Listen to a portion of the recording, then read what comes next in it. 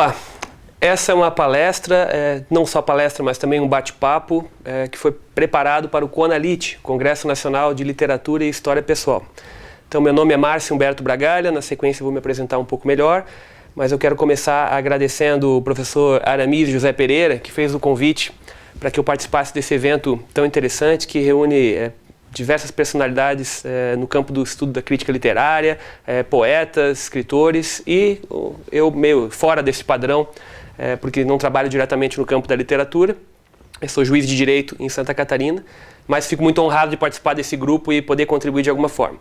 O tema da nossa conversa hoje é o projeto Reeducação do Imaginário. O projeto Reeducação do Imaginário é um trabalho que é realizado na cidade de Joaçaba, Santa Catarina, e que envolve a leitura de clássicos da literatura universal com pessoas presas que estão cumprindo pena atualmente, em regime fechado e semiaberto. Adiante explico melhor o que é que significa isso. E que nós buscamos ali fazer com esse pessoal um exercício de imaginação moral. Eu estou aqui agora no gabinete da Vara Criminal da comarca de Joaçaba. Estou acompanhado do Augusto César Becker e da Graziele Juliana Christi, que são os assessores da Vara Criminal e meus parceiros desse projeto desde a concepção, desde o início. E nós vamos conversar um pouco hoje, então, sobre o que é o projeto, sobre por que ele foi realizado, de onde saiu a ideia e principalmente sobre os resultados. E conforme o professor Aramis José Pereira me pediu, nós vamos fazer algumas conversas não só sobre a aplicação prática da literatura no nosso projeto, mas também sobre na nossa própria vida. Como é que a literatura, de uma forma ou de outra, nos tornou, ou tem uma tendência, pelo menos, a nos tornar, em determinado grau, pessoas melhores ou mais conscientes ou de caráter um pouco mais firme, que é um dos nossos objetivos. Quero, então, inicialmente mencionar o que sempre tenho feito em todas as vezes que falamos em público sobre o projeto Reeducação do Imaginário. E vou aproveitar, já que quando a gente está cercado de pessoas maiores e grandes, como é o caso aí dos participantes do projeto e dos alunos do curso online de filosofia, do qual eu sou apenas um aprendiz comparado com o grau de qualidade dos demais, eu quero citar o professor Carlos Nadalim, que no seu curso de Como Educar Crianças, pré-alfabetização, que é um curso fantástico que está em andamento atualmente na segunda turma, ele diz que o curso dele é um projeto de rodapé, é uma nota de rodapé ao curso online de filosofia do professor Olavo de Carvalho. Então eu vou puxar, me apropriar dessa definição do professor Carlos Nadalim e dizer que o nosso projeto Reeducação do Imaginário, em determinado grau, é também uma nota de rodapé ao curso online de filosofia do professor Olavo de Carvalho, que todos nós sabemos, que somos alunos do COF, em boa parte aqui dos palestrantes. Se trata do maior e do mais importante, talvez até o único realmente substancial, empreendimento de educação séria e de elite, em sentido de resgate da educação nacional, que está numa verdadeira wasteland, para usar o termo de S. Eliot. A inspiração, portanto, inicial e principal é o curso online de filosofia do professor Olavo de Carvalho, de quem eu sou aluno há aproximadamente 5 anos, pelo menos, de curso, embora já acompanhe há mais de 15 a obra desse gigante do pensamento brasileiro. E o professor Olavo trabalha muito no primeiro ano, principalmente, do curso dele, a ideia de que para você exercer um trabalho intelectual sério, seja lá em que ramo você escolha, isso vale para um médico, para um juiz, para um filósofo, para um advogado, para um escritor de literatura, um poeta, não importa, você tem que primeiro fortalecer o seu próprio eu, o seu próprio caráter. E um dos instrumentos essenciais para isso, conforme o professor já indicava no início, é a literatura clássica, é ler as grandes obras, recolher da experiência humana do melhor, de quem melhor expressou a realidade concreta, porque tinha talento para isso, os grandes escritores, portanto, recolher dali um pouco do que pode servir para formar e para organizar o nosso próprio eu. Então, as ideias vindas do curso, a gente tem que adaptar para a nossa própria realidade concreta e, na medida do possível, sem querer mudar o mundo, porque ninguém do nosso grupo, que eu saiba, tem projeto de mudar o mundo, de revolucionar nada, ao contrário, a gente tem que, no máximo, melhorar a si mesmo, e daí isso já é talvez um exemplo do que pode ser feito a partir das influências próximas que nós temos no nosso próprio grupo. Mas com base nisso a gente pode começar a planejar em ter alguma atuação na comunidade na forma que cada um exerce. Então, um médico pode atuar de uma forma diferenciada com os seus pacientes, como muitos, eu tenho certeza, já vem fazendo aí, né, que são alunos do curso. Os escritores podem buscar nesse aprimoramento pessoal, que a literatura vem uma forma mais firme de ampliar sua realidade e de, portanto, expressá-la melhor. Os professores podem aplicar isso nos seus grupos de ensino e transmitir algumas ideias essenciais sobre como estudar com mais liberdade, mais inteligência. E, para mim, que sou um juiz de direito em Santa Catarina, a forma de fazer é analisar, dentro do meu contexto, o que é possível, tanto no campo da minha formação pessoal, que é o primeiro elemento, e das vocês que trabalham comigo e que são parceiros do projeto, quanto com o nosso público, né? Como é que nós podemos, então, aplicar esses ensinamentos do professor Olavo de Carvalho. Viktor Frankl, né? E também, claro, vamos citar entre as outras influências, né, o Viktor Frankl. Mas nós atuamos aqui na vara criminal da comarca de Joaçaba. E a vara criminal tem a peculiaridade de lidar com um público, né, bem diferenciado em relação aí ao normal das discussões jurídicas numa determinada sociedade, onde as pessoas estão discutindo contratos, estão discutindo direito de propriedade, estão discutindo problemas de vizinhança. Nós lidamos com crime e lidamos, portanto, eventualmente com o pior que acontece, né? O que nós temos aqui de principal, assim, em termos de pessoas condenadas em Joaçaba? Traficantes, ladrões. Traficantes de drogas, ladrões. Um público razoável de estupradores também, que está contido ali no nosso presídio regional. Furto, roubo. Embora a região tenha um grau de, que eu diria assim, de criminalidade bastante reduzida comparado com outras cidades do próprio estado de Santa Catarina, e nem se compara em relação a outros estados do Brasil que enfrentam maiores dificuldades, a nossa região é relativamente bem controlada, né? Nós não temos criminosos de extrema periculosidade ou crimes muito graves acontecendo direto. Parte disso, acho que por causa de uma linha dura adotada aqui pela vara criminal, né, de proteção essencialmente às vítimas, de repressão rigorosa ao crime, lembrando sempre do fator punitivo também da aplicação das penas. Mas outra parte, acho, dessa realidade vem de algumas ideias que a gente tem aplicado aqui na execução penal, né? E a gente costuma conversar sempre aqui sobre a ideia de que por mais que você toque uma vara criminal como é a nossa aqui em Joaçaba, com bastante rigor, aplicando a lei, penas severas para os crimes, julgamentos rápidos, não soltando pessoas que são perigosas e podem retornar à sociedade, mantendo presos durante o processo. Regimes rigorosos, né? Regimes rigorosos na fixação da pena. Ainda que nós utilizemos esse tipo de metodologia rigorosa na aplicação da lei penal, que, infelizmente, na minha ótica, sem que isso, né, seja crítica pessoal aos juízes, aos promotores, às polícias, mas não é a regra no país. Hoje a regra responde processo solto, rouba, mata e sai solto. As penas são insignificantes, a nossa lei é uma vergonha. Mas ainda que seja assim, por mais rigoroso que o juiz criminal seja, por mais pesada que seja a caneta na fixação de uma pena merecida por um crime grave, como os estupros que você mencionou, né, Grazi? Ou latrocínio, os latrocínios, os crimes de homicídio, né, os crimes contra a vida terríveis que acontecem, a pessoa vai sair e não vai demorar. Então, aquele cidadão que estuprou a sua família, aquele cidadão que matou um parente seu, que vendeu drogas para as crianças na escola, ele vai retornar à nossa sociedade e não vai demorar. Por pior que seja o rigor, por mais duro que seja o rigor da aplicação da lei. Então não adianta a gente tocar uma vara criminal e a execução penal, tá, com esse critério mais rigoroso, se logo o indivíduo, por causa das benesses legais, que se o juiz não der, o tribunal vai dar, porque é direito inclusive do indivíduo, né, logo estará na rua de novo, prestes aí a voltar à criminalidade, voltar aí ao exercício do seu métier habitual. Então, diante disso, a gente pensou em buscar aquela estratégia de fortalecimento do caráter que o professor Olavo de Carvalho tanto ensinava nos primeiros anos do curso online de filosofia, para aplicar nesse grupo de indivíduos como opção para eles, e como exercício de imaginação moral. Para que, eventualmente, se der certo, em um caso, 2, 3 dos 100, 200 que a gente trabalha, já talvez possa ser salvo uma vida, né? Talvez, ou pode ser evitado um estupro, um roubo grave, um crime contra a vida, um traficante a menos pode viciar uma criança a menos. Então, se umzinho desse nosso grupo de pessoas aí, de presos, que estão submetidos por vontade própria ao projeto Reeducação do Imaginário e à leitura desses clássicos, sair um pouquinho melhor que seja, já temos chance de salvar alguém. E quem salva uma vida, salvou o mundo inteiro, né? Como já diz a tradição religiosa. Então, nossa ideia é trabalhar com essas pessoas no campo da imaginação moral e do fortalecimento do caráter dele, apresentando coisas que eles nunca tiveram contato, para que isso, a longo prazo, devagarinho, com a seleção criteriosa de obras, possa resultar eventualmente em uma melhora de personalidade e numa prevenção específica.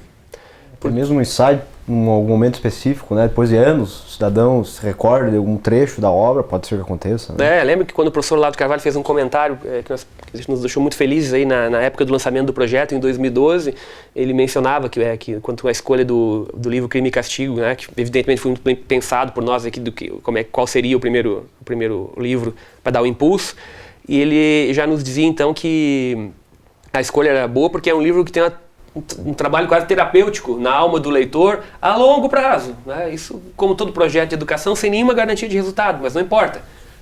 A semente fica plantada e talvez ela trabalhe no interior do indivíduo com as reflexões, né, que a imaginação, um exercício de imaginação moral por nós conduzidos possa levar, para que aquele indivíduo talvez tenha uma chance, né, um pouco melhor de escapar aí de uma reiteração criminosa, que é infelizmente a regra, né? Os presídios, como se sabe, não são escola, não estão lá para educar ou na prática para ressocializar. A função principal de um presídio, de manter alguém preso, é tirar o cidadão de circulação porque ele é perigoso. E antes que ele mate mais alguém, que estupre mais alguém, que roube mais alguém. Mas como nós não temos pena de morte, prisão perpétua, e as penas no sistema brasileiro são uma piada, uma verdadeira vergonha, um tapa na cara das vítimas e das suas famílias. É inconcebível que o indivíduo mate alguém e tenha uma pena, eventualmente começando em 6 anos, com progressão de regime em 1/6.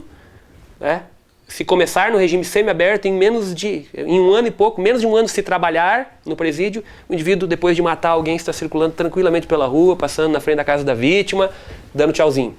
Então, um sistema desse, né, que tem uma distorção gigante, absurda e grotesca nas penas, não pode, é óbvio, ser a única alternativa possível da nossa proteção. Então, se a gente não fizer um trabalho mais profundo, de resgate quase que espiritual, ou no mínimo, não vamos usar a palavra ética, que é a palavra de modinha e de politicamente correto, não nos interessa, mas um resgate substancial, de caráter profundo, espiritual até, uma abertura transcendental quase, que é a imaginação moral como exercício, né, conforme tantos já nos explicaram, Russell Kirk, Edmund Burke e outros, T.S. Eliot e outros tantos autores importantes, já nos mostraram que é possível. Se a gente não fizer isso, então a gente não colabora com nada, simplesmente assina documentos e vai soltando indivíduos que podem voltar para o meio aí mais perigoso. Depois nós vamos falar um pouco sobre os resultados, né? A Graziele preparou para nós aqui uma planilha, né, que eu vou até pedir para você apresentar depois, com o número de pessoas ouvidas pelas nossas entrevistas no projeto, os mais de 100 participantes, leitores voluntários no nosso presídio, né, os 15 livros que eles estão trabalhando. Nós vamos falar um pouco sobre isso, explicar o porquê das obras. Mas a ideia é essa, o projeto existe para que a gente tenha mais uma coisa a fazer, além de meramente jogar o indivíduo lá no presídio e esperar o tempo passar. Porque ele vai voltar ao pior ou igual, no mínimo, e vai cometer provavelmente o mesmo crime, colocando todos nós em risco, que nós não queremos. E para finalizar essa parte do porquê do projeto de Educação do Imaginário, já virou quase lugar comum entre os alunos do professor Olavo de Carvalho, né, que foram por ele introduzidos a tantos e tantos autores desconhecidos no Brasil, como por exemplo Luiz Lavelli, Ortega y Gasset, são tantos assim que, né? Exatamente, tantos que só por a lista aqui tomaria uma palestra, né, só para explicar as influências do pensamento gigante do Olavo de Carvalho na nova formação de uma nova geração brasileira.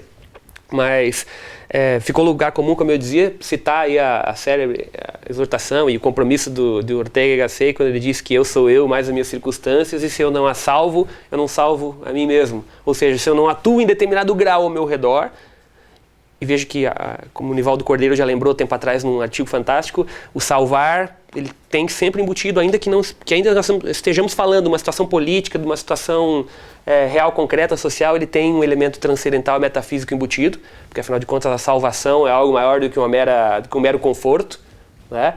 O humanismo que nós queremos recordar e recuperar os direitos humanos que nós queremos dar para esse pessoal, para os presos, não é os direitos humanos aí da moda, da satisfação de prazeres e confortos para o preso, etc. Ao contrário, é o direito humano à transcendência, é o direito a olhar mais para o alto, a se inspirar em pessoas melhores, a verificar experiências mais profundas. Libertar-se a transcender-se, não é?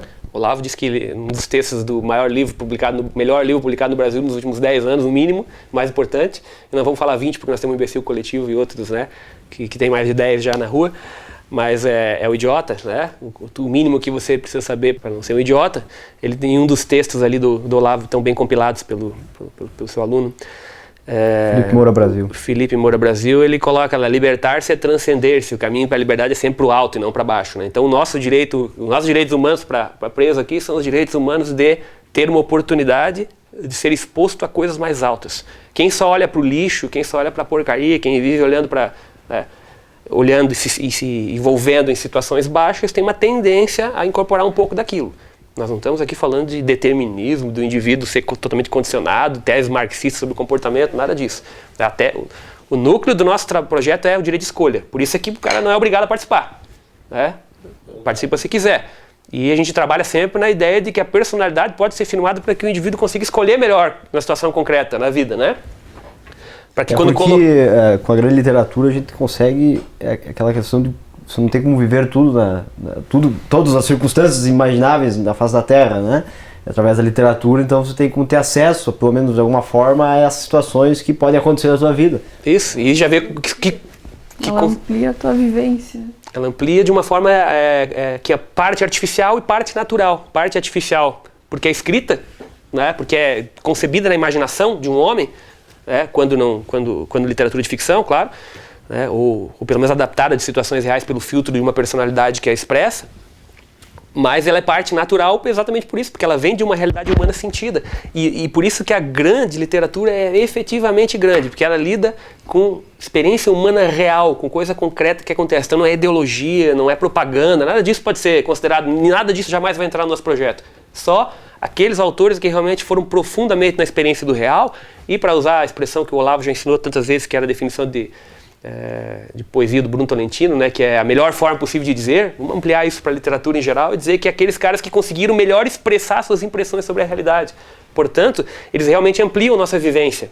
Eu não preciso matar alguém para sentir como é que é se eu acompanhar de perto e me aprofundar na alma de Raskolnikov.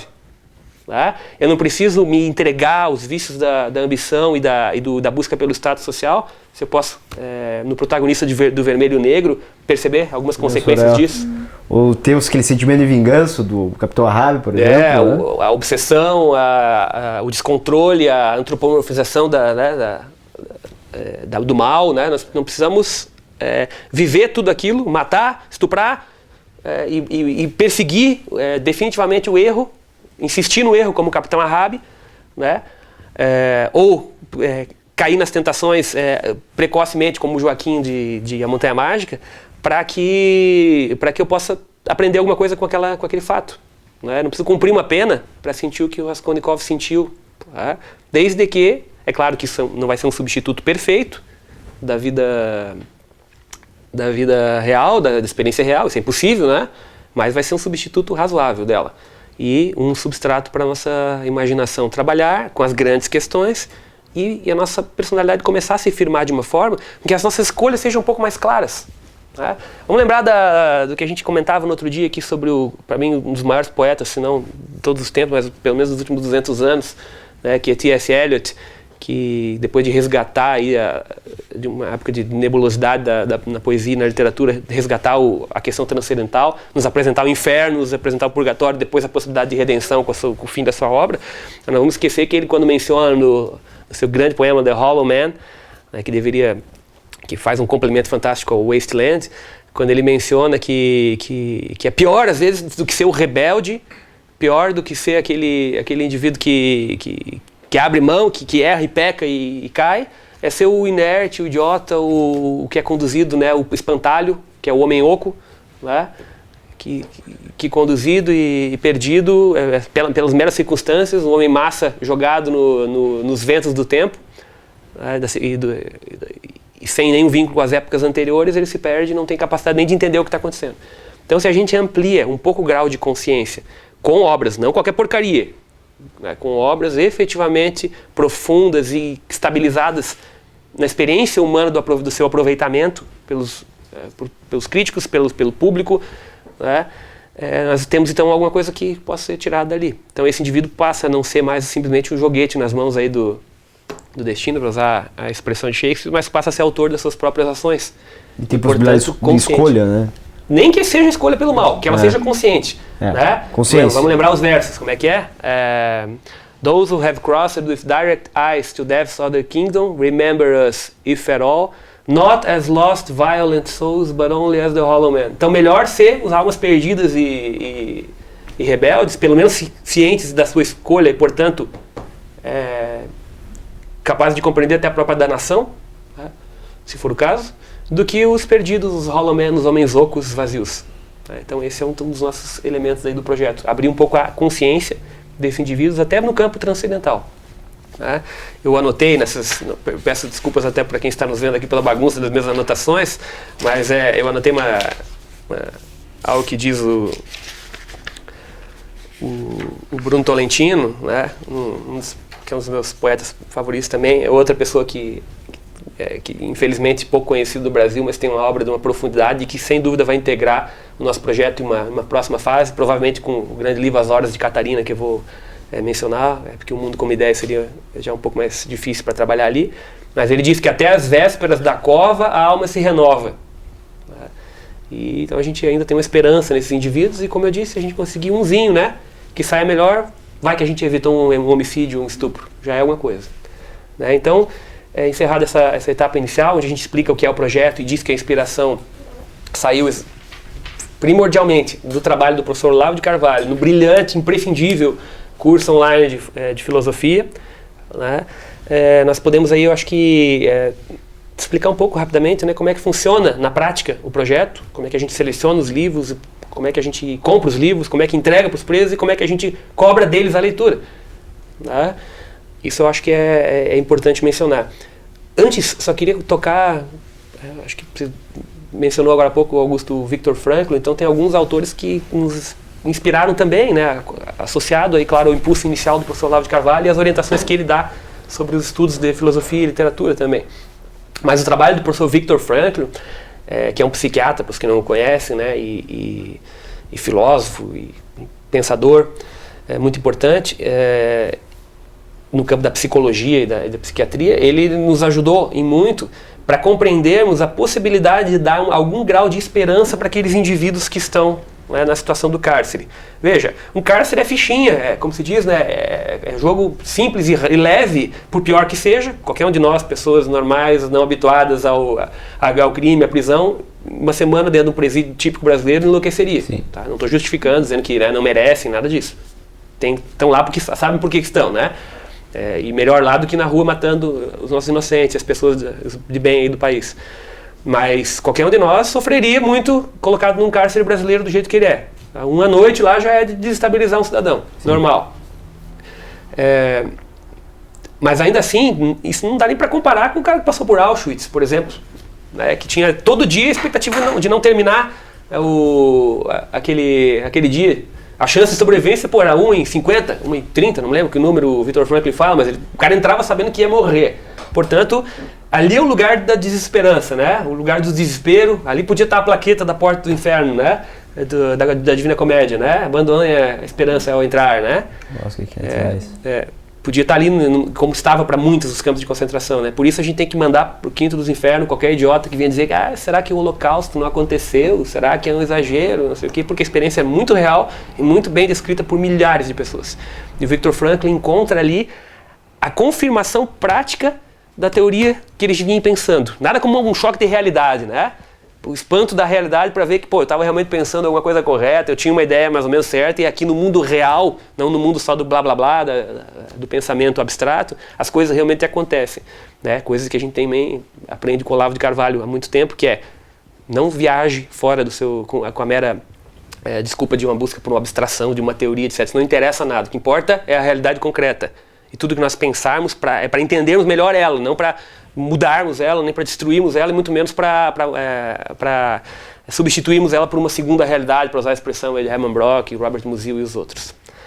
Então, nada como aqui choque de realidade. Lá o Victor Frankl percebe que, mesmo naquela situação terrível, mesmo com a mulher sendo morta num lado, com crianças sendo exterminadas a 10 metros de você, ainda é possível ainda vale a pena viver e ainda é possível buscar um sentido para aquela experiência horrível e traumática daquele momento.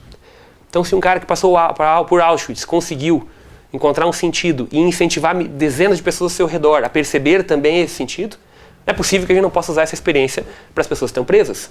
E tem dado certo, né? Tem, a gente inclusive tenta incutir neles essa questão de, mesmo lá dentro no cárcere, eles tentarem fazer alguma coisa que, e aí levando a ideia do Viktor Frankl, no sentido deles tentarem buscar algum sentido na vida deles ali dentro, auxiliando de repente os outros no entendimento das obras e outras situações ali que eles possam justificar porque eles viverem, existirem. Embora a gente estude esses assuntos e leia sempre as obras do Viktor Frankl, ninguém aqui é especialista nesse campo, então nos perdoem se alguém aí estudioso da obra dele entender diferente, mas nós interpretamos aquela questão da busca do sentido como, poxa, o que eu nesse momento aqui posso fazer? Só eu posso fazer e sou insubstituível, portanto, nesse campo. Isso pode ser ter um rigor maior, se eu sou um juiz criminal, para garantir um pouco mais a segurança das pessoas, porque o juiz, afinal de contas, sou eu e não é outro, então eu que tenho que fazer, alguma coisa eu posso fazer, o sentido da minha vida nesse momento é esse. Isso pode ser desde limpar, eu trazer de uma pessoa doente que não tem como fazer, cuidar de uma pessoa que não pode ter ajuda porque ninguém ajudaria se não fosse você, ou estando preso lá, tendo um pouquinho mais de discernimento, um pouquinho mais de instrução do que o outro, ajudar os outros a começarem a ler, por exemplo. Ajudar, incentivar a tomar o livro em mãos. Né, para continuar o projeto. Isso nós temos percebido muito. Vários casos. Os casos de presos que leem também para os outros. Que não conta para nós o inusitado, por exemplo, de Otelo, com as mulheres do presídio. Em Otelo, uma das presas, ela relatou que eles ensaiaram uma peça dentro da cozinha. Isso foi um caso inusitado que a gente viu. Shakespeare na cozinha, né? Isso é quase incrível, né? Que as mulheres lá no presídio, elas trabalham desde as que estão lotadas aí no setor de cozinha, porque os presos, ao contrário do que as pessoas imaginam geralmente, pelo menos em Santa Catarina, dá para dizer isso, acho que por mérito de vários colegas aí que trabalham na execução penal, magistrados, mas não falta trabalho para os presos. Então o cara quer, os presos não é assim a noção de que o preso não quer trabalhar, que é um vadio que só fica lá dormindo às nossas custas, ela não é bem o que o mundo real mostra para nós na prática. O mundo real mostra que eles pedem trabalho, que eles querem se ocupar quando estão lá e que aceitam qualquer coisa que mande fazer. Se mandar quebrar pedra, eles vão quebrar pedra. Se mandar carregar caixa, eles vão. A regra é essa. Eu estou para conhecer um que tenha dito, e olha, tem alguma experiência, alguns anos de execução penal já, mais de 10 anos praticamente de magistratura, e nunca vi um preso dizendo, eu não prefiro não trabalhar. Eu prefiro ficar aqui deitado, curtindo a minha pena, pensando, planejando alguma coisa. Todos querem trabalhar. Então, as mulheres, por exemplo, lá trabalham preparando a própria comida, fazem o pão que eles consomem, trabalham, tem horta no presídio, almoço, janta, fazem tudo lá, né? Presas. E elas acharam um tempo para dividir a leitura de Otelo, que é a primeira das peças de Shakespeare que nós incluímos, né, por várias razões no nosso projeto ali.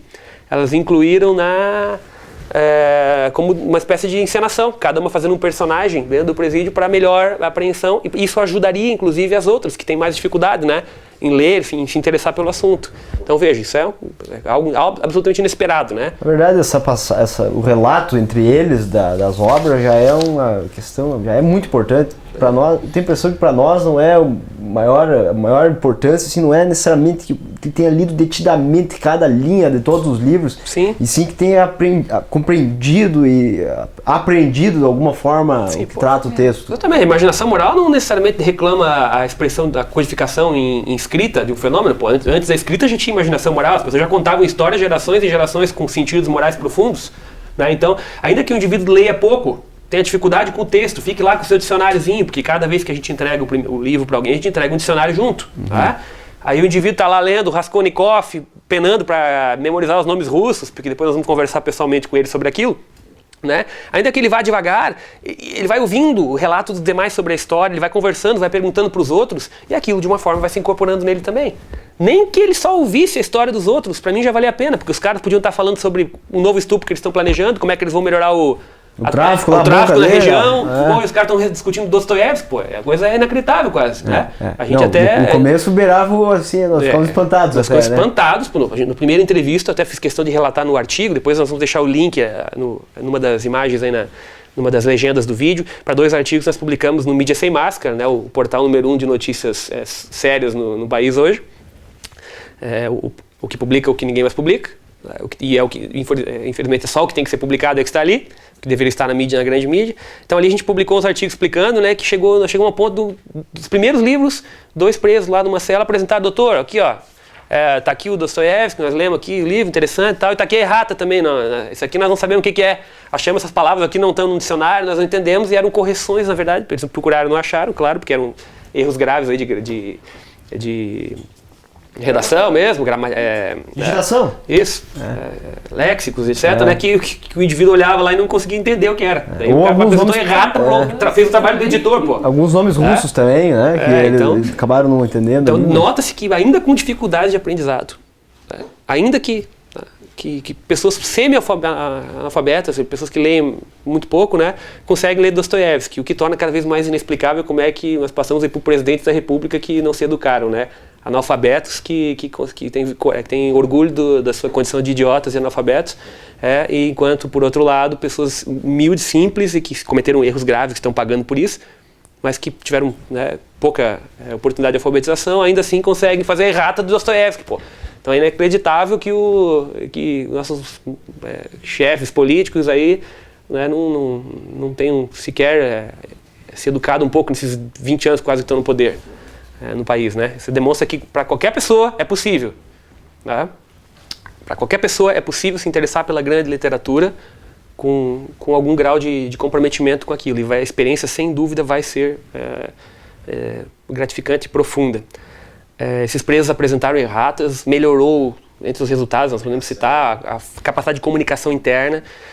Eu acho que antes de explicar um pouco sobre o andamento do projeto, já que nós entramos na questão dos resultados, é importante colocar algo, né? Por exemplo, o fato de que nós não tivemos aqueles incidentes que abalaram Santa Catarina com crime organizado nos presídios, com atentados, ônibus pegando fogo, aquele inferno, né, que a comunidade catarinense viveu mais ou menos 1 ano e meio, o projeto já estava em andamento, e nós não tivemos um incidente sequer em Joaçaba e região, que tem um presídio regional, né?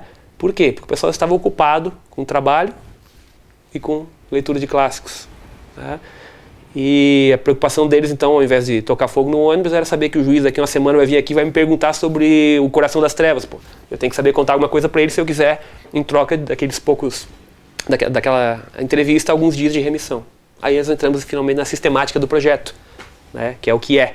A aquisição dos livros, alguém gostaria de explicar como é que funciona? Acho que é importante, né? A aquisição dos livros se dá através das pessoas que cometem pequenos delitos na comarca, né? Por exemplo, uma ameaça que não tem grandes consequências, uma lesão corporal culposa, acidental, né? Acidental. Ou seja, alguém que comete um crime leve, menor. Que a lei considera leve. Que seria até um absurdo a pessoa ser presa, ou, né, por alguma razão, então, né? Ela faz um acordo com o Ministério Público, né, para não responder aquele delito, então ela aceita fazer um pagamento, no caso, a entrega de livros para o projeto de educação do imaginário. Então, quem que paga a conta não é o senhor que está em casa, então o contribuinte, tá vendo? Pô, meus filhos não têm livro para ler em casa, minha escola é um lixo, não tem uma biblioteca decente, e os presos lá estão lendo Dostoiévski, eu não quero pagar essa conta. Não. Quem está pagando a conta, não gasta R$1 o contribuinte com isso. Não. Quem paga a conta são os pequenos infratores. O pequeno infrator, né?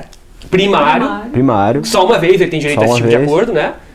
Que comete um delito menor, até um acidente de trânsito que machucou alguém. Ou seja, alguém que não tem por que estar envolvido aí num processo criminal, porque se envolveu num fato pequeno e isolado na sua vida com interesse da justiça criminal. Normalmente culposo, que não teve a intenção, mas a lei considera crime. Às vezes tem uma perturbação de sossego, está incomodando os vizinhos com barulho alto e tal, que é uma contravenção penal, né? Então, para educar o cara, então, vai sentir no bolso, você vai comprar lá 20 cópias do A Montanha Mágica de Thomas Mann, vai entregar, vai comprar onde você quiser, pague como quiser, o que importa para nós é que entregue com nota fiscal e seja doado, então, ao Conselho da Comunidade, que é um grupo de pessoas da nossa comunidade, organizado, né, presidido por pessoas aí de reputação sempre ímpar, né, e que nos ajudam o Poder Judiciário, a administração do presídio local e ao bom funcionamento dos trabalhos lá. Então, o pessoal compra, entrega e a gente carimba os livros, né, agrega o patrimônio do presídio regional e monta a biblioteca lá. É assim que é a aquisição de livros. Pequenos, então, infratores pagam a conta dos grandes que vão ler. É bom afirmar, registrar que os livros não são aleatórios, né, doutor? Os livros são escolhidos... Isso é o grande, né? Acho que é o grande diferencial do nosso projeto em relação a outros projetos por aí que há de troca de pena por leitura.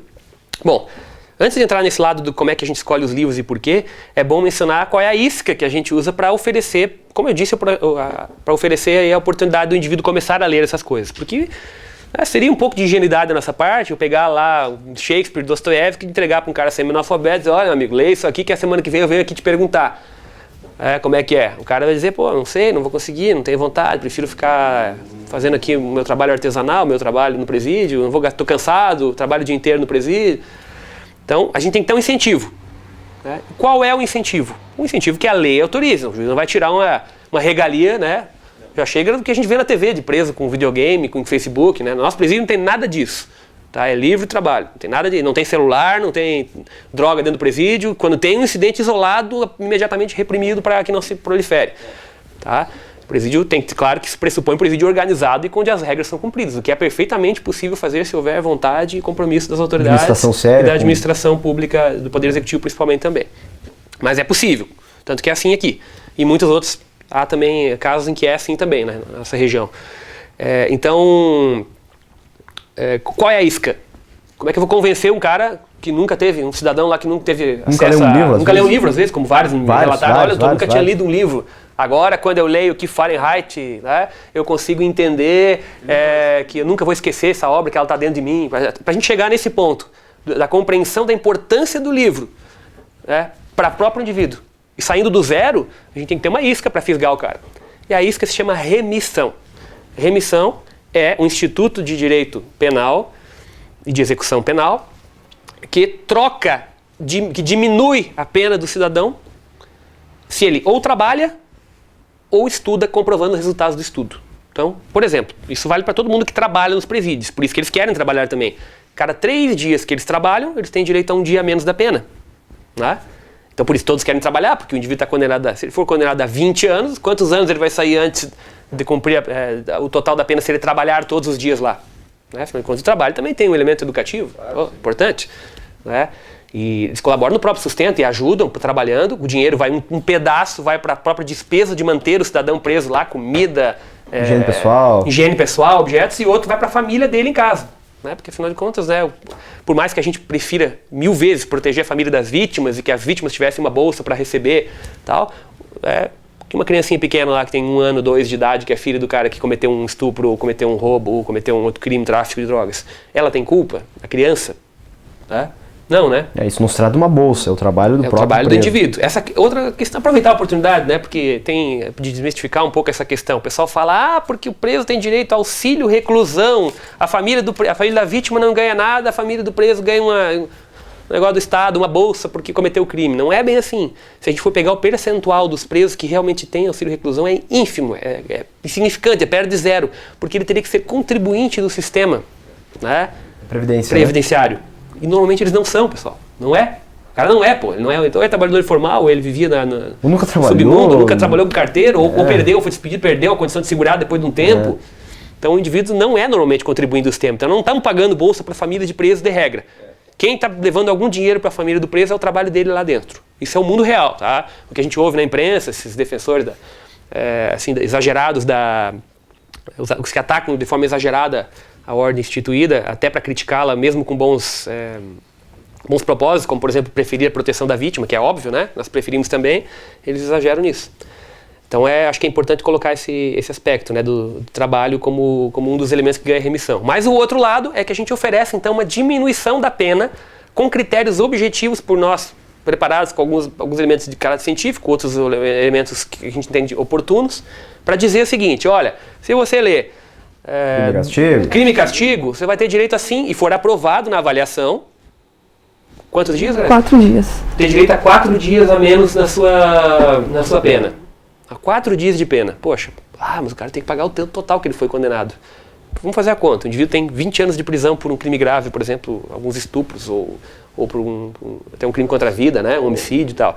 20 anos. 4 dias tem uma significância no contexto das coisas, no conjunto das coisas? Pô, é muito melhor para mim soltar ele 4 dias antes, com ele tendo lido Crime e Castigo e deixado aquela semente trabalhando no seu interior. 4 dias. Pô.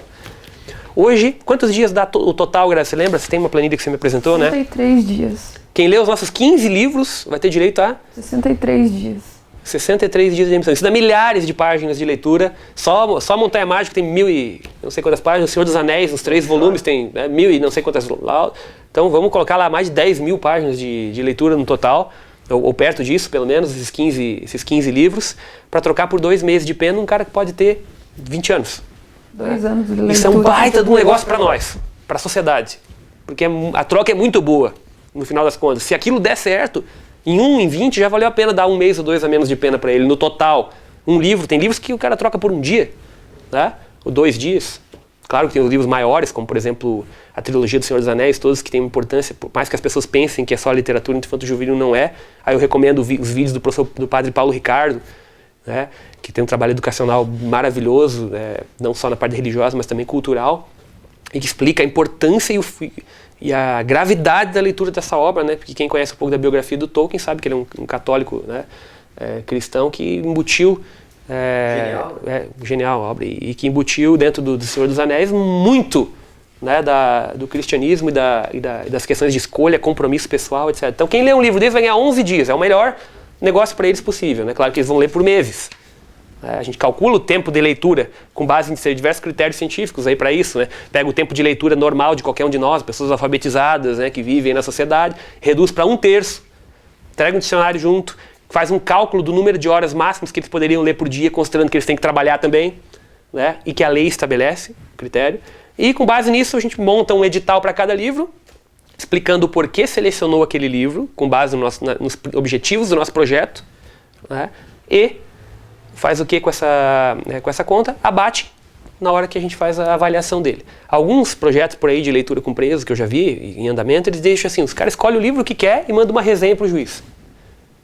Que nada impede que seja feito pelo irmão dele em casa, por qualquer um dos visitantes que vai lá, pega lá uma bobagem qualquer, sei lá, Paulo Coelho, Jô Soares, qualquer subliteratura possível aí e apresenta para qualquer livro possível, qualquer assunto. Até o Saul Alinsky, se quiser, daria para eles lerem, né?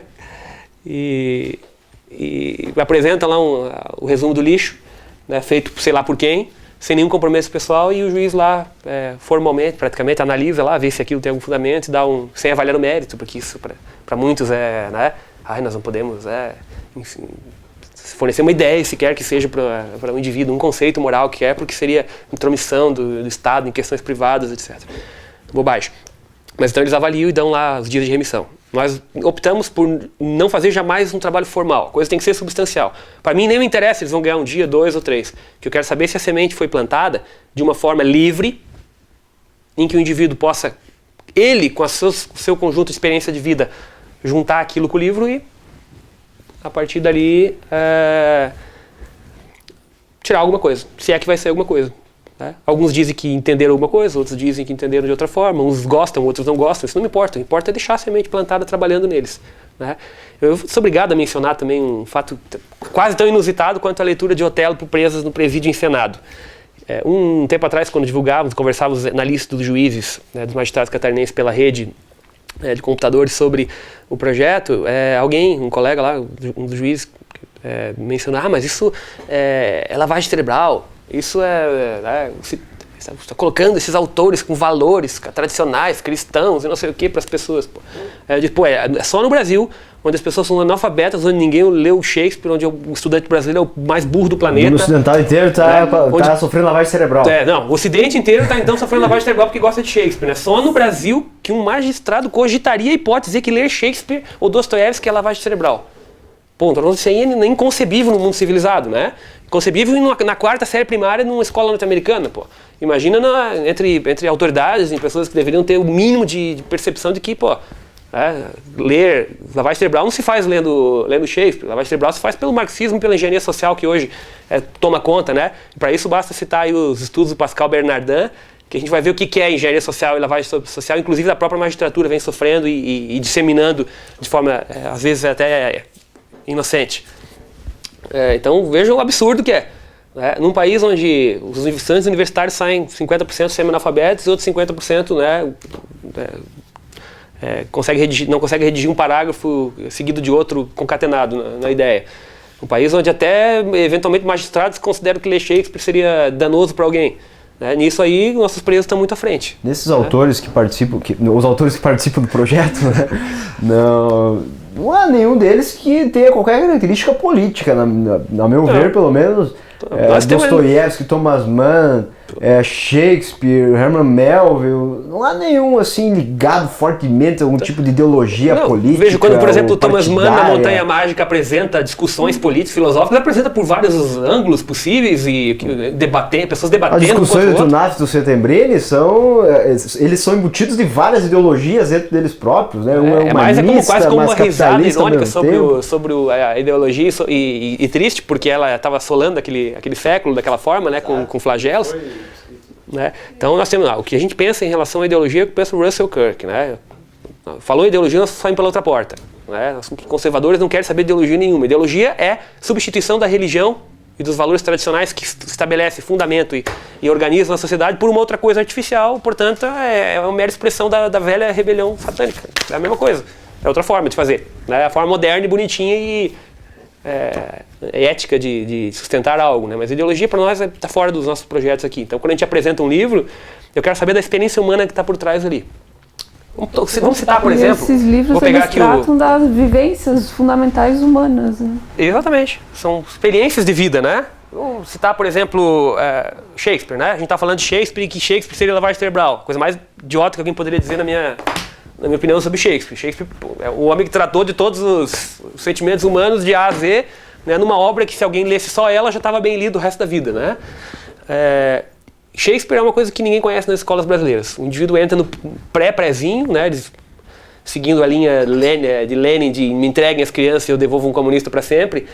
O nosso governo, infelizmente, quer as crianças com 3, 4 anos nas escolas, com uma lei ridícula e absurda, recente, né, que se Deus quiser não vai pegar, como muitas não pegaram no país. Obrigando as crianças a serem matriculadas em escola para iniciarmos já engenharia social e doutrinação ideológica, não, engenharia social do comportamento delas desde cedo. E o gurizinho então menininho passa dos 3 anos aos 30 na escola, podendo fazer um mestrado, doutorado em determinadas áreas até, né? E não vai ouvir falar de Shakespeare. Não. É inacreditável. Eu acho que qualquer republiqueta, em qualquer canto do planeta, né? O pior os estados estão descalços em determinadas escolas aí no mundo, mas ouviram falar de Shakespeare, né? Então, por exemplo, quando a gente pega um dos autores aqui que me ajudam há tempo a entender a importância da tragédia de Shakespeare, os fundamentos que podem ser usados como tratamento do caráter, que é o A.C. Bradley, aqui no Shakespeare and Tragedy, ele trabalha a ideia de que Shakespeare é um autor importante, não porque ele tenha vinculação ideológica ou porque ele quisesse transmitir uma mensagem num campo ou outro, mas que o efeito final da tragédia shakespeariana, pelo menos as 4 principais, Otelo, Macbeth, Hamlet e o King Lear, né? E o Rei Lear, são tragédias que mostram o indivíduo como sendo responsável ele por as suas ações e pelo seu destino. Né? As escolhas pessoais dos indivíduos aparecem, então, para os nossos presos como coisas que poderiam acontecer com eles. Né? E eles poderiam, então, eles estão vendo que quem matou Desdémona não foi Iago, quem matou não foi a tentação do mal, quem matou não foi a sociedade da época, quem matou não foi a política ou a política imperialista inglesa ou nada disso. Quem matou foi o cara que esgoelou ela, foi a mão dele. Quem matou foi quem enfiou a espada, quem enforcou. Tá? Por mais que o indivíduo tenha sobre si um forte assédio das tentações morais, do mal, do erro, dos maus exemplos e tal, a escolha depende no final das contas dele. E é isso que é a chave e o elemento do nosso projeto. Tu pode escolher alguma coisa diferente, sempre, em cada momento. Vai cair, muitas vezes. Né? O maior de todos caiu para levantar. Né? E o que era perfeito caiu para demonstrar que é possível levantar. Né? Então, todos nós vamos cair muitas vezes. Eles mesmos vão cair depois de passar por isso, talvez. Embora nosso grau de reincidência, por enquanto, no projeto seja fantástico e vamos divulgar, né, o dado daqui a pouco. Mas o que importa é ter a plena consciência de que a escolha é sua. E, portanto, você é responsável pelo teu próprio destino. Né? Claro que uma parte das coisas que nos acontecem estão fora do nosso contexto, estão fora da nossa possibilidade de decisão, mas ainda assim, dentro dos limites do que nos ocorre, seja vindo do bem ou vindo do mal, não importa, nós temos sempre uma condição de escolher. E ser humano é isso, é escolher. Né? Tanto é que nem a redenção, que é o maior de todos os presentes, é um presente compulsório e obrigatório. Depende da nossa vontade de aceitá-lo ou não. Né? Coisa que os nossos leitores aprenderam, ou pelo menos consolidaram essa percepção, que eu acho que é natural do ser humano, ao lerem O Paraíso Perdido. Né? Então os livros não são escolhidos a esmo. Eu não deixo o cara escolher o que ele quer ler, o preso não vai escolher nada. Se ele quiser, ele pode ler o que ele quiser lá, mas ele vai ganhar remissão e vai ser entrevistado pelo juiz e pela sua equipe se ele ler um dos livros do nosso projeto na ordem específica, para que a gente vá consolidando e aprimorando e reforçando essas ideias que a imaginação moral, conforme definida por muitos importantes pensadores do assunto, mas bem sintetizada, eu acredito, por Russell Kirk, pode ser entendida. Então Russell Kirk diz o seguinte, nessas definições dos quadros de imaginação, isso não me falha a memória, está no Sword of Imagination, que é a autobiografia literária e intelectual do Russell Kirk, mas ele, nesse livro sobre T.S. Eliot dele, ele está mencionando aí o conceito de imaginação moral para Russell Kirk. A imaginação moral nos possibilita discernir acerca do que a pessoa humana pode ser, aprendendo por alegorias a correta ordem da alma e a justa ordem da sociedade, que nós sabemos, todo filósofo sério até hoje sabe que a ordem da sociedade depende de uma ordem interior. Né? Diferenciando o verdadeiro e o falso, o bem e o mal, o belo e o feio, além de oferecer uma correta visão da lei natural e da natureza humana. Hoje a moda é o relativismo, né? Não pode haver, ninguém pode dizer que uma coisa é certa ou errada, ninguém pode dizer que alguma coisa é feia ou bonito, ninguém pode criticar uma obra de arte, por mais que seja uma lata de lixo com uma plaquinha embaixo com o nome do autor. Né? Então a gente resgata aí o Roger Scruton, que tem sido uma influência forte também no nosso trabalho aí, que traz isso, olha, tem uma diferença entre você ouvir o pagode de quinta categoria de esquina ou funk, não sei o que, e ouvir Beethoven, pô. Tem uma diferença entre um pedaço de uma lata de lixo, como eu disse, com uma plaquinha de escultura e uma grande obra da escultura clássica. Tem uma diferença entre o Paulo Coelho e o William Shakespeare. Tá? Tem uma diferença entre qualquer subliteratura que alguém pudesse escolher para ler e ler os poemas de T.S. Eliot. Né? Tem uma diferença entre o Cervantes e o que se ensina aí e Caetano Veloso como poesia, ou o que se ensina nas escolas brasileiras. Né? Então é inconcebível que uma criança passe pela sua formação inteira, chegar a um doutorado sem ter ouvido falar em Shakespeare, sem ter lido a grande literatura do mundo. Né? E não precisamos nem entrar na literatura brasileira, porque o Rodrigo Gugel já tem feito um trabalho brilhante nesse campo de resgatar o que é relevante e tentar demonstrar, separar o joio do trigo, né, e mostrar o que está superestimado e o que foi esquecido, e talvez isso vá nos auxiliar daqui para frente, como tem sido nossos estudos da obra dele, o que nós vamos puxar também da literatura brasileira. Mas por enquanto, nada. Por enquanto, vamos olhar primeiro a grande literatura do mundo, que por uma série de razões parece que expressou melhor, no grosso modo, né, do que a nacional, o problema de ser uma pessoa humana, com a sua experiência. Né? Então acho que essa explicação de que a obra não pode ser escolhida livremente pelo preso é importante. Então como é que a gente faz? Cada vez que a gente estuda o porquê de uma obra, a gente vincula ela com as anteriores, escolhe, fundamenta o porquê e solta uma portaria do juízo explicando, noticiando a Corregedoria Geral da Justiça, o Ministério Público, a OAB, a sociedade, portanto, por que nós estamos escolhendo aquele livro. Né? Você separou para mim umas portarias, acho que depois nós vamos fazer uma rápida menção aos livros, né? E dizer por que eles estão escolhidos, tá? Mas a gente escolhe o livro, né? E ele é adquirido da forma que já foi explicada, e depois a gente vai passando o prazo que nós vamos dar para os presos lerem, nós vamos entrevistá-los. Pessoalmente. Descreva para nós como é que é uma entrevista típica, como é que a gente faz as entrevistas, como é que é o rito. Nós chegamos ao presídio e... Lá no presídio, né? Lá no presídio. Fizemos sempre lá as entrevistas no presídio, né? Sim. E, enfim, começamos a conversar com o preso e normalmente pedimos... Gravando as entrevistas todas, todas né? gravadas. E normalmente pedimos para os presos... principalmente quando é no começo, as primeiras entrevistas, a gente tenta deixá-lo à vontade, porque esses presos muitas vezes têm muita dificuldade de se expressar, né? De se comunicar. Coisa que tem melhorado com o tempo, inclusive, né? Claramente tem melhorado.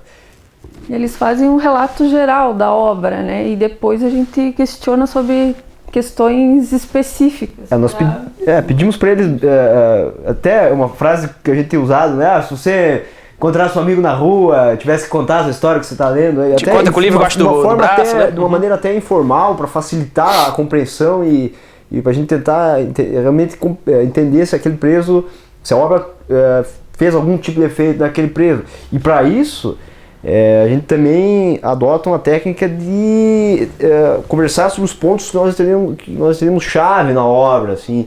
E isso é como se a gente quisesse dar uma cutucada na possível semente, uma regada na possível semente de imaginação moral plantada em tópicos específicos da obra. Mas isso não significa impor ao detento a nossa reflexão sobre aquilo. Sobre o tema. A gente pode sugerir umas quantas vezes que eles já discordaram. Senhor, não, doutor, eu não entendi dessa forma, eu li de outra. Não, pra mim não, eu acho que ele não se arrependeu. Eu acho que... Você acha que Kurtz, ao dizer, terror, o horror, ele estava num momento de arrependimento, ele estava numa mera constatação sobre a desgraça desperdício da sua própria vida? O que você acha?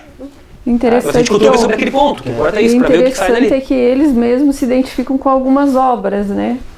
Trechos também, né? Com trechos, com a obra Crime e Castigo de Dostoiévski.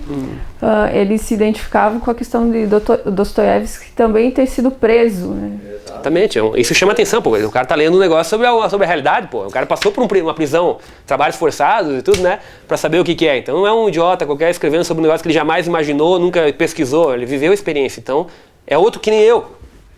Nesse tópico é importante, até do Crime e Castigo, que é essa questão da identificação com as obras, que é um negócio interessante, né? Porque o Raskolnikov, por exemplo, que eu me recordo, na obra não há nenhum momento que ele fique embriagado, que ele tome todas as tabernas ali. Que aquilo seja um hábito, que aquilo seja um hábito, que ele seja o problema dele seja a embriaguez. Mas os presos, eles acabam de alguma forma interpretando dessa maneira. Que o Raskolnikov seria na obra que ele vive, que ele vai a umas tabernas, toma chá, né? E eles acabam interpretando aquilo como frequentador de frequentador que vai no bar, que fica... Isso fica bêbado. Fica bêbado, ele tem esse problema. Que aquilo que é o problema dele, a bebida, né? E isso isso aparece em várias obras, que é a identificação, talvez um reflexo da própria vida deles, a situação que eles passaram com um pai deles. A imaginação deles começa a se misturar com a imaginação moral criada ali. A bebida, né, é um elemento que aparece muito como causa de muitos crimes na nossa região. Aqui a gente não tem um uso pesado de entorpecentes, um tráfico de drogas muito pesado, mas muitos crimes cometidos com embriaguez, né, exagerada, brigas entre marido e mulher, as famosas agressões que se enquadram no conceito da lei da violência doméstica.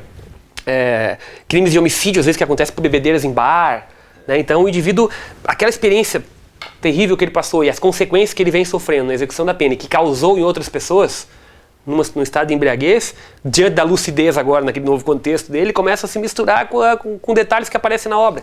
Então o Raskolnikov não era um bêbado, né, de carteirinha. Ele estava lá numa taverna, outra, mas a mera menção, a presença dele bebendo alguma coisa numa taverna já identifica o cara que estava lá nos bares também da vida. Né? E ele diz aí que aí começa a sentir um pouco do que o Raskolnikov sentia e vice-versa. Ele começa a misturar as possibilidades daquela alma grandiosa, né? E problemática ao mesmo tempo, né? Como são geralmente muitas delas, com o seu próprio problema. Eu não duvido que isso aconteça em alguns momentos das reflexões do Satã de Milton, né? Com os erros aí das insistências de Marlowe, né, e Curtis e as possibilidades de escolha deles, né, que o indivíduo começa eu quero ser, eles costumam dizer, né, eu quero ser um Marlowe, não quero ser um Curtis. Eu quero sair do coração das trevas, que é o presídio, quero sair desse inferno com a experiência e não permanecer, morrer espiritualmente aqui, morrer interiormente aqui. Eu quero ver o que está acontecendo, olhar o redor. Mas ele identifica, né? Eles identificam. E talvez esse seja um dos pontos que a gente... é importante que seja feito dessa forma, cutuque eles para eles sentarem e compreender. E muitas vezes eles concordam, às vezes não concordam, porque o projeto é voluntário, então não dá como obrigar nenhum tipo de...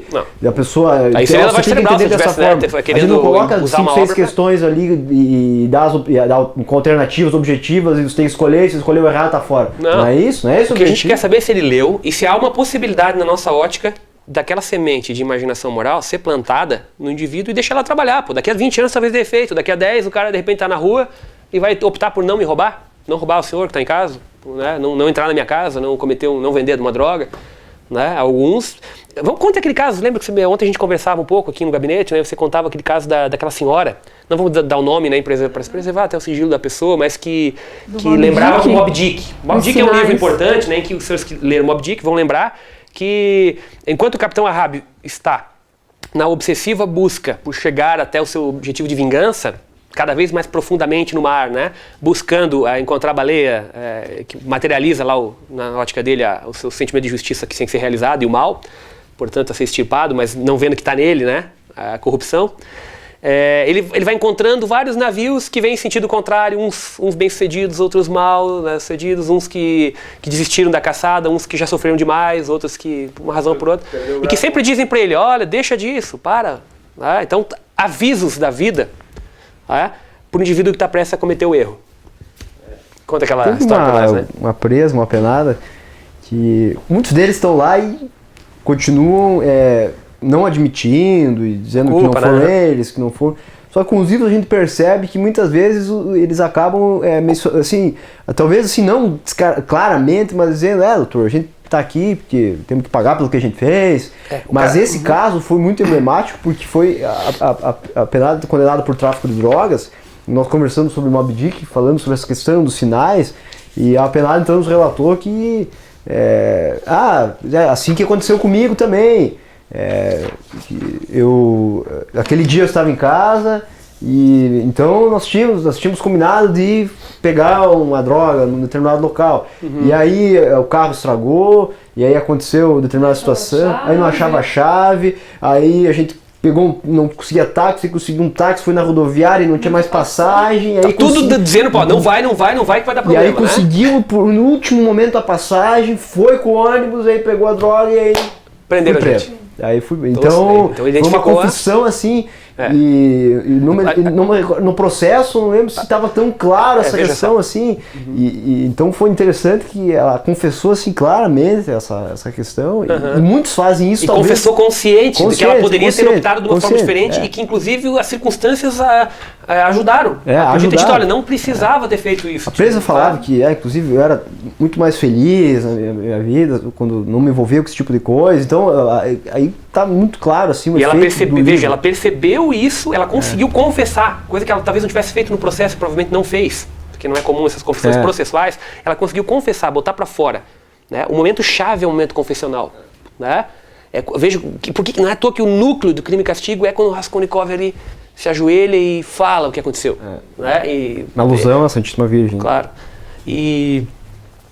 Então, se ela consegue extrapolar ali, um dos objetivos foi alcançado. Ela conseguiu tornar consciente o erro e consciente as consequências e a necessidade de restauração da ordem, que ela mesma reconhece pelo cumprimento da pena que ela entende justa, né? Mas ela vê que a vida ajudou com as passagens, como Moby Dick, como acontece em Moby Dick, como o Capitão Ahab também podia ter desistido, né? Quando encontra um outro capitão que diz pra ele, não, eu não vou de novo, já perdi um braço, pô. Você já perdeu uma perna, eu já perdi um braço, eu não vou de novo perder o resto. E o Capitão Ahab ainda assim insiste. Até que ele perde a própria vida, né? Com o símbolo da morte proposital, que é o enforcado, né? Ele acaba se enrolando nas cordas, né? Porque me lembro do combate com a baleia, o final, né? Na clara demonstração de que ele foi o autor. O enforcamento é o típico, né? A típica percepção do indivíduo da sua própria culpa e a versão hiperbólica, exagerada disso. Mas então a mulher percebeu, lendo Moby Dick, e conseguiu confessar o seu próprio crime. Veja que coisa fantástica, né? Aconteceu mais algumas vezes dos presos e as lágrimas, né? O que eles demonstram também no decorrer do projeto é arrependimento pelo que eles cometeram. Teve uma penada também que relatou que ela sempre quis ter um neto. E 5 meses depois que ela estava presa, a filha dela engravidou, agora o neto tem 3 anos, e ela nunca teve contato com esse neto. Tem outros também que relatam que levaram o filho ou o marido para o caminho do crime e agora se arrependem disso porque estão os dois presos. Eles começam a ver que eles tiveram uma responsabilidade naquilo, porque quando ele vê que, por exemplo, foi o Otelo que matou, foi Macbeth que podia ter resistido à tentação de Lady Macbeth e das circunstâncias e aguentado, eles notam, será que eu poderia ter me comportado diferente naquela situação? Será que dá para eu ficar me justificando para sempre nas coisas, nas tentações do mundo, não sei o quê, eu sou um coitado só? Não dá, pô. Redenção também é um elemento chave, a responsabilidade pessoal é a redenção. Tanta gente aguentou coisas piores, né? Isso que essa literatura tem que trazer para essa gente. Tanta gente aguentou situações tão horríveis. Uns se deram bem, outros se deram mal, uns conseguiram, outros não. E trazer esses outros exemplos faz com que a pessoa perceba que ela não é, embora ela seja um núcleo substancial muito forte do seu próprio eu profundo, ela não é o centro do universo, e o universo existe com outras histórias e outras realidades e outras ocorrências similares que explicam como é que um homem pode se posicionar diante do seu próprio destino, da sua própria vida. Né? Isso é um fator extremamente relevante. E acho que a gente poderia falar também do número de reprovações, né? Que até hoje foram apenas 2 reprovações. 2 vezes nós reprovamos um indivíduo numa entrevista, que talvez tentou enrolar, que não leu o livro, que, né? Que passou um resumo copiado. Agora, vamos dizer o seguinte, 2 reprovações. Quantas entrevistas nós realizamos aproximadamente? De homens foram 469 e de mulheres 181 entrevistas. Então nós estamos falando de 600 ou 700 entrevistas com presos sobre 15 livros, entrevistas que demoram 20, 30 minutos, às vezes cada entrevista, e reprovamos 2 indivíduos, 2 vezes em 700. Ou seja, nós somos bastante rigorosos. Se qualquer um que tentar me enrolar lá, não tenho menor, né? Eu não ganho nada com esse projeto, só, né, estou lá, gasto meu tempo, os processos aqui estão em dia, por isso que a gente vai, porque se tivesse com a vara, né, criminal atrasado não iríamos, mas porque o juiz não é para ficar dando aula para preso, o juiz é para julgar processos. Entretanto, como os nossos processos estão em dia, nós temos que tentar aproveitar nessa experiência nossa com um trabalho mais substancial nesses indivíduos que estão nossos clientes. Mas porque nós temos tempo. Então eu não ganharia nada indo lá e aprovando um cara que me enrolou. Né? Porque que interesse eu tenho que ele saia antes? Eu, por mim, deixo o mais tempo possível. Minhas aplicações de pena aqui são extremamente rigorosas, né? Então eu quero que eles fiquem bastante tempo presos para que aquilo tenha um efeito punitivo também, né? Porque pena não é... Esse negócio de pena é ressocialização, pena é retribuição para começar pelo crime. Alguém tem que pagar, né? A ordem tem que ser restabelecida, né? De alguma forma, nem que seja pela punição do responsável que é um dos elementos-chave para até em respeito às pessoas que são vítimas desses crimes, né? Então eu quero que eles fiquem bastante tempo. Então eu não dou de graça nada de remissão. E 2 só, a gente reprovou em 700. Isso é... Participantes do projeto hoje, quantos, Grazi, aproximadamente? Lembra? São 93 homens e 28 mulheres. Então praticamente o presídio todo. Isso dá 110 pessoas. Temos 150 presos no presídio e vários são presos temporários que não participam do projeto. É importante registrar que eles vão progredindo de regime, né? Lógico. Vão saindo em outros, né? Assim, então vários já foram para o regime aberto, por exemplo. Já saíram, então, né? Já houve casos de presos não... por algum motivo ou outro, não continuar no projeto também, o que demonstra, cara, mais uma vez, a questão voluntária. Nós não obrigamos ninguém a participar. Bem, né? Até, e o cidadão, por uma razão ou outra, talvez... Se eu obrigasse, provavelmente eles não iam querer, iam se revoltar, como tudo que é, né? Na vida, uma das experiências da vida é que as coisas meio obrigatórias, elas não costumam ser muito prazerosas, por mais que sejam boas. E, agora, num projeto não obrigatório, voluntário, nós tivemos também outra coisa inusitada, que é um pedido de mais Shakespeare. Tá? Veja se isso é concebível no Brasil. Assim, os presos gostaram tanto de ler Shakespeare que eles querem mais um Shakespeare, mais um pouquinho. Nós introduzimos Macbeth lá pelo 5º ou 6º livro, depois de Otelo, porque eles queriam mais uma... Veja como é com esses livros, aí a gente quase entra na parte de dicas que o professor Armis pediu, né, para quem tiver interesse em se aprimorar pela literatura e tal, né? As grandes obras de literatura, elas não são grandes porque elas são difíceis, porque elas são inacessíveis. Ao contrário, elas são grandes porque gerações e gerações humanas se aproveitaram delas com qualidade para suas próprias vidas. Elas são grandes porque elas são acessíveis de um mendigo a um rei. Cada um, claro, com o seu grau de compreensão e com a possibilidade de percepção, que vai se aprimorando com o tempo, à medida que se tem contato com os livros, né? Uma das estratégias que a gente tem, por exemplo, é de vez em quando dar um choque de dificuldade aparente neles, para eles sentirem que eles têm que progredir cada vez mais. Por exemplo, ele está confortável lendo Shakespeare, ele está gostando de ler Thomas Mann, ele achou que ele conseguiu interpretar tal, vamos botar John Milton para ver uma estrutura de texto um pouco diferente, para ver como é que o preso vai se comportar com aquela experiência de ser colocado diante da transcendência, né? Afinal de contas, como diz o Bruno Tolentino, nas Horas de Catarina, o mundo já ficou sabendo da glória que não se enterra no fundo de uma caverna qualquer. Portanto, nós temos que continuar nessa divulgação da Boa Nova, nem que seja, né, da redenção, nem que seja pela obra literária, para os que não têm a experiência religiosa um pouco mais desenvolvida. Então, esses indivíduos eles começam a ser confrontados com novidades. Eles começam com textos mais simples, depois vão sempre clássicos e de grande qualidade. E daí eles são submetidos, de repente, ao choque de ter que ler ficções de Borges, que é um livro propositalmente diferente do contexto, mas com uma mensagem de forte conteúdo imaginativo também. Né? E que os coloca em xeque, né? Às vezes conseguem ler o livro, mas eu não entendi quase nada, doutor. Eu sei que é um livro sobre livros. Eu sei que é um livro sobre a influência de um livro sobre o outro. Sei que cita vários autores, né? Então ele veja que ele já consegue perceber que o mundo da literatura é um diálogo, né? E como diz o T.S. Eliot, num dos quartetos, aquela linguagem de fogo que permeia a comunicação entre as almas, geração por geração, né, para além até da própria linguagem, dos padrões unificados da linguagem dos homens. Né? Então eles percebem isso aí quando se confrontam com a dificuldade. Por exemplo, ler Borges é mais diferente, é mais difícil para eles do que ler Shakespeare, mas eles têm que ler também. né? Depois a gente coloca eles, quando eles já absorveram Shakespeare, quando absorveram Dostoiévski, quando absorveram John Milton, a gente coloca o Fahrenheit, por exemplo, para eles, que é um livro também sobre livros, no final, sobre cultura, e eles percebem que hoje eu posso incendiar todas as cópias de Macbeth que existem no mundo, que ninguém vai tirar Macbeth dentro deles. E a experiência de um homem se descontrolar, um homem teoricamente bom, uma alma nobre a princípio, se descontrolar de tal forma, por cair conscientemente nas tentações, né, até a ponto de ter que ser abatido como um animal. Né, ser penalizado. O que é ser tratado o que é ser preso se não ser tratado como um animal? Aquilo é um zoológico de gente. Né, tem que botar o cara em circulação, ir lá preso porque ele é perigoso, ele não pode ficar solto. Isso não é ser tratado como um animal, mas porque esse comportamento é de animal, o tratamento é de animal. Né? Então o indivíduo percebe que não dá para arrancar mais a experiência de Macbeth dentro dele. Né? Aconteceu numa das entrevistas, né? A mulher falou, olha, ninguém mais arranca esse livro dentro de mim, pode tocar fogo em todas as cópias. Então veja a percepção no que acontece no Fahrenheit. Né? Então esses livros eles estão nessa estrutura específica, que eu acho que convém até a gente mencionar, né? Vamos pegar os editais ali, deixa eu pegar, para lembrar quais são.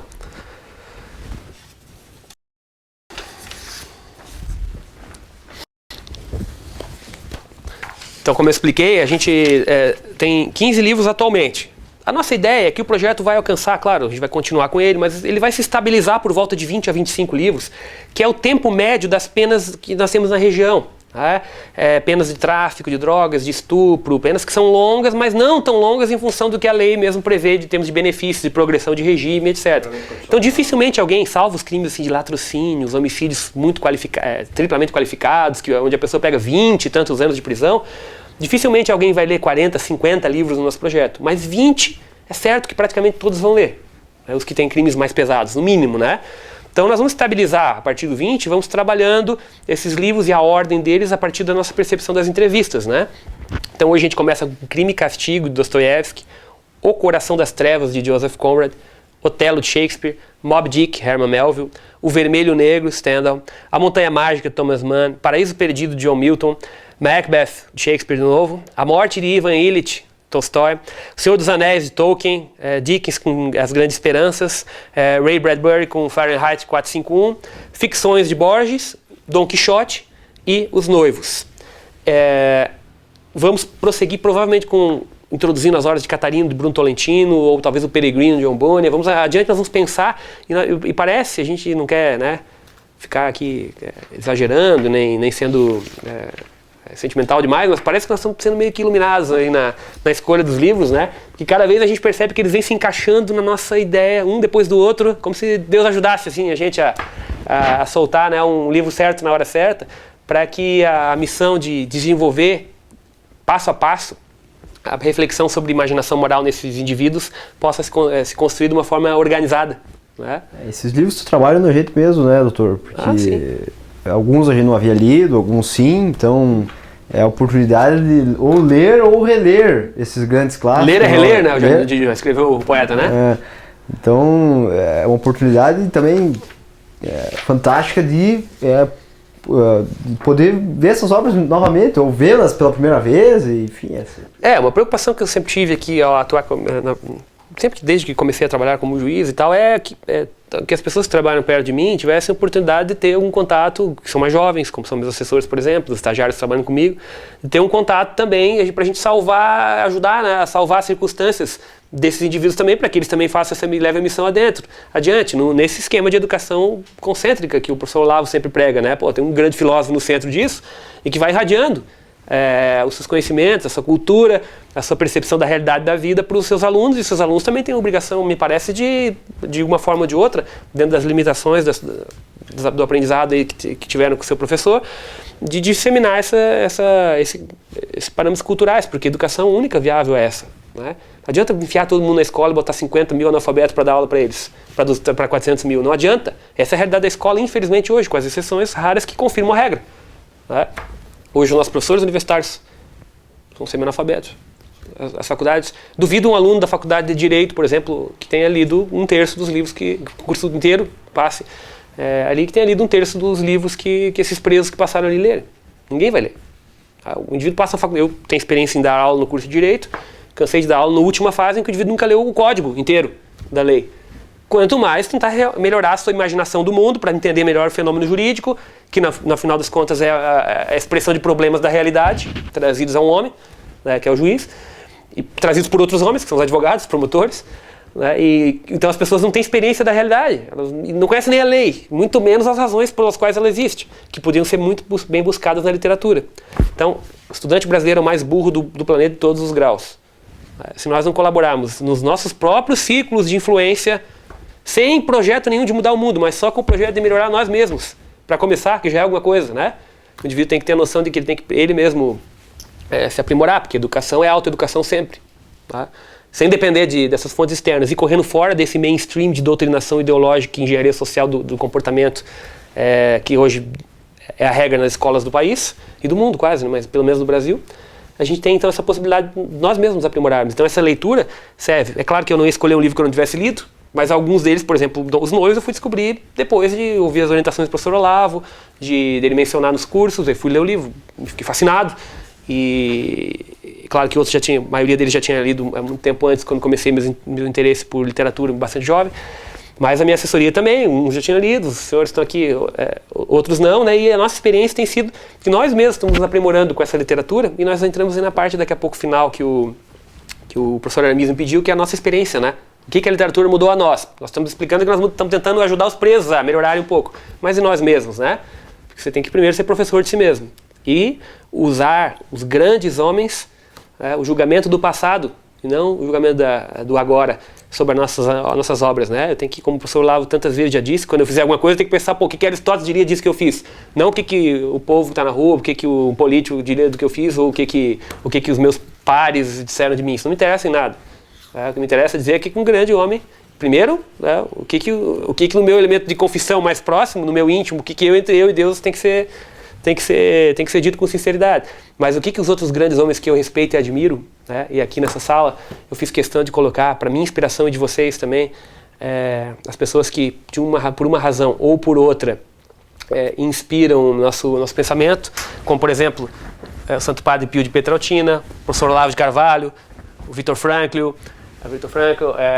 Borges, Ortega y Gasset, Javier Zubiri, Raymond Aron, Ronald Reagan, Ludwig von Mises, Bruno Tolentino, os grandes, William Butler Yeats e Thomas Stearns Eliot, poetas favoritos, Santo Tomás de Aquino, Papa Pio XII, homens para os quais eu posso olhar e que eu sei que são muito maiores do que eu e que são muito maiores do que nós e que eles portanto, pelo seu perfil moral, pelo que eles já fizeram e pela forma que eles entenderam o mundo e a realidade e contribuíram para educar a si mesmo e os demais, eles têm capacidade de eles podem nos julgar. E é eles que têm que me reportar. Então, ler esses livros para nós é um exercício de humildade e é um exercício de aprimoramento do eu. Né? E quando nós nos preparamos para entrevistar os presos, o que a gente faz? Como é que se faz antes? Conversamos entre nós, né? Uma conversa parecida com o que nós estamos tendo aqui. Né? Nós sentamos aqui, ficamos 2, 3 horas às vezes, dependendo. Conversando sobre o livro. O que a Montanha Mágica nos trouxe? Né? O que isso significou para mim? Qual é o trecho emblemático? Né? Qual é o ponto-chave? Como é que isso vai funcionar? Primeiro para mim, e depois para o projeto. Primeiro como é que eu vou educar os outros, eu não sei nem mim mesmo como é que funciona, pô. É claro que a abordagem a gente tenta fazer de uma forma que se concentre na realidade deles no momento que a gente faz a entrevista. Exato. Mas sem dúvida que o livro também tem um efeito sobre nós também. Isso emociona. Se não tivesse, não funcionava. Quantas vezes que a gente chegou aqui, esse livro aqui é muito bom, esse livro aqui... Cada vez a gente fica lendo pro outro, trechos e eu tal, marquei aqui, doutor, deixa eu ler pro senhor isso aqui. É tão emocionante que né? Aconteceu com presos também, né? Aconteceu um preso, por exemplo, lá que chegou para nós, doutor, eu faço questão, eu queria ler um pedaço aqui, porque isso aqui me emocionou demais, eu quero ler esse trecho aqui. Tô lá no final do livro. Veja como isso aqui me toca, porque eu sei que minha família e tal, isso me tocou. Então tu nota que o cara, né, ele é uma pessoa como nós. Ele errou, feio, tá pagando, merecidamente, mas não deixou de ser um homem, né, que como disse o Bruno Tolentino, até as vésperas da cova, a alma se renova, né? Ainda é possível, talvez, para ele, né? Então ele consegue também expressar e sentir o que a gente sente. As pessoas sentem o que a gente sente. A experiência de ser humano é uma experiência geral, pô, né? É por isso que Shakespeare alcança todo mundo. Por isso que o Shakespeare alcança o mendigo e alcança o rei. Porque eles ambos sentem ciúme, inveja, dor, se apaixonam, sofrem, têm experiência da transcendência. Né? Esses autores são grandes por isso, não porque são difíceis, mas porque eles são aproveitados. Vamos citar, já que falamos em Borges, deixa eu pegar aqui um livro que não é da obra de ficção de Borges, Outras Inquisições, é uma coletânea de reflexões sobre a literatura, naquele estilo, né, de Borges, que é sempre uma obra dentro da própria crítica, né, fantástico. E ele coloca aqui, ele tem um texto que chama Sobre os Clássicos, ao final, e ele define de uma frase, de uma forma bem... Nós temos milhões de definições do que é clássico, né? O T.S. Eliot tem um livro sobre cultura e clássicos, e temos definições fantásticas, mas olha o que ele diz: clássico não é um livro que necessariamente possui estes ou aqueles méritos. É um livro que as gerações humanas, premidas por razões diversas, leem com prévio fervor e misteriosa lealdade. É óbvio que esse fervor e essa lealdade escapam de uma coincidência de almas, né? De um diálogo de almas, né? Disso que é tão fora de moda falar, né? Que é a imortalidade da alma, o eu substancial que existe em todos nós e que se identifica, né? Aquele que segundo T.S. Eliot, quer voltar para o seu próprio início, né? Na T.S. Eliot que diz que in my beginning is my ending, né? Então, onde é que está aqui? Aquele que vai trabalhar com a comunicação, né, dos mortos conosco, naquela língua de fogo que toca o eu substancial profundamente, né? Então, por essa razão, é que dá certo. É por isso que nós temos que ler os clássicos, né? Porque eles são não qualquer coisa escrito por qualquer sem vínculo com a realidade, mas são experiências humanas descritas da melhor forma possível pelos mais talentosos e vinculadas ao negócio mais esquecido nos tempos atuais, nessa wasteland nossa, que é a realidade. E é isso que a gente trabalha com eles. O que acontece de verdade é isso que nós cuidamos também nas nossas conversas internas aqui, sobre cada um dos livros, para saber o que tem a ver com o mundo real.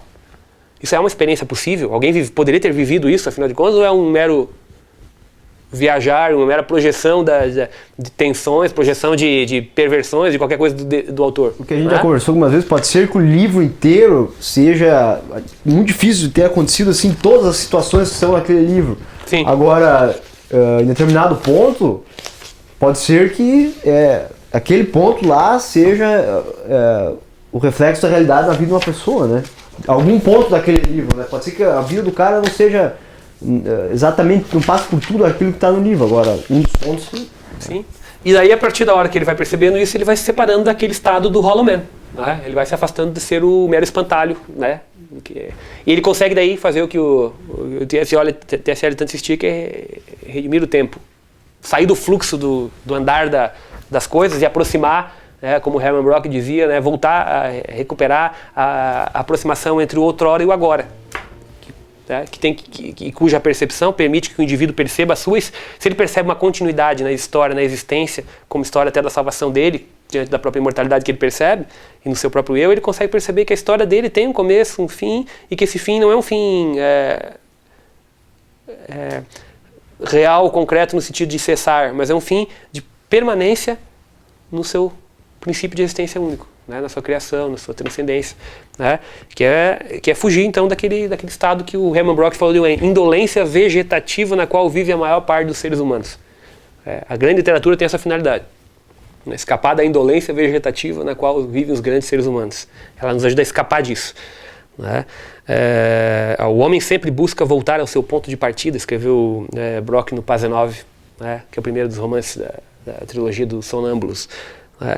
Que no final das contas é outra forma de dizer o que o T.S. Eliot dizia nos Four Quartets: in my beginning is my end. No meu fim está o meu começo, o meu princípio. Um dos objetivos nossos, então, portanto, é que o indivíduo tenha consciência daquela história pessoal dele. Isso é um dos temas do nosso congresso, inclusive, né? A literatura e a experiência da história pessoal. Como é que ela nos afeta como pessoas e como é que ela nos permite visualizar o nosso eu, que aparece até nas confissões, aparece na percepção da profundidade da nossa existência. Vincular o homem à experiência do real, então é o nosso objetivo. Eu leio aqui um trecho do Robert Musil. Uma pessoa que não tenha senso de realidade, nem em relação a ela própria, pode sentir-se de repente um homem sem qualidades. O homem sem qualidades se aproxima daquela figura emblemática, né, que é a forma do homem típico hoje, que é o homem oco, o Hollow Man do grande T.S. Eliot. Então, essa é a questão desses objetivos, né, para a gente aproximar os indivíduos dessa comunicação com o passado, que acontece conosco também. Nós crescemos aí participando desse projeto. É um projeto para os presos e para nós. É um projeto de melhora da nossa própria consciência. O professor Aramis nos pediu também para que nós dessemos algumas dicas para pessoas que pretendem entrar em contato com a literatura, compartilhar dos sentimentos humanos e das histórias ali contidos, comentar algumas dificuldades e tal. E nós ontem conversávamos sobre isso, né? Eu até tinha anotado algumas coisas em termos de dicas e tal, mas acho que pode começar com a primeira delas, que nós concluímos ontem, Augusto. A primeira delas é sair da internet imediatamente, né? Saia do... Como diz né?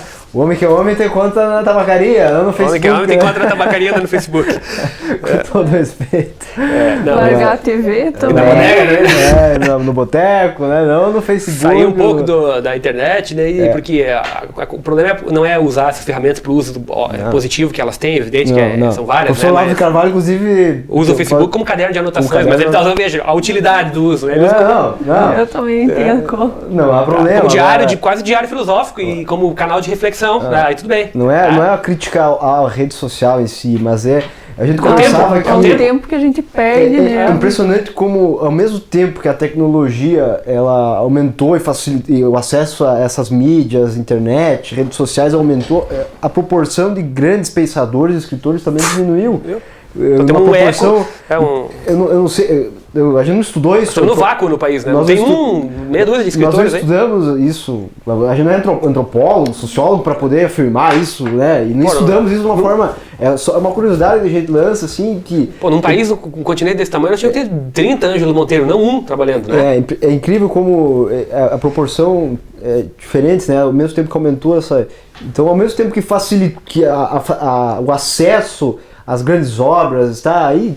Qualquer esquina se compra por 10 pila você baixa na internet. Você consegue comprar livros pela internet, você tem acesso a muitos livros gratuitos na internet. Essas grandes obras são de domínio público, você consegue de uma forma muito fácil. Ao mesmo tempo, a gente perde muito tempo divagando nessa futilidades na internet, na televisão. Então a gente tem que diminuir o tempo de rede, tempo de computador, TV, cortar o máximo possível isso aí, né? Isso eu tenho seguido não só com meu filho pequeno, mas comigo, as dicas do professor Carlos Nadalin no seu curso e da equipe dele, né? TV, sai fora.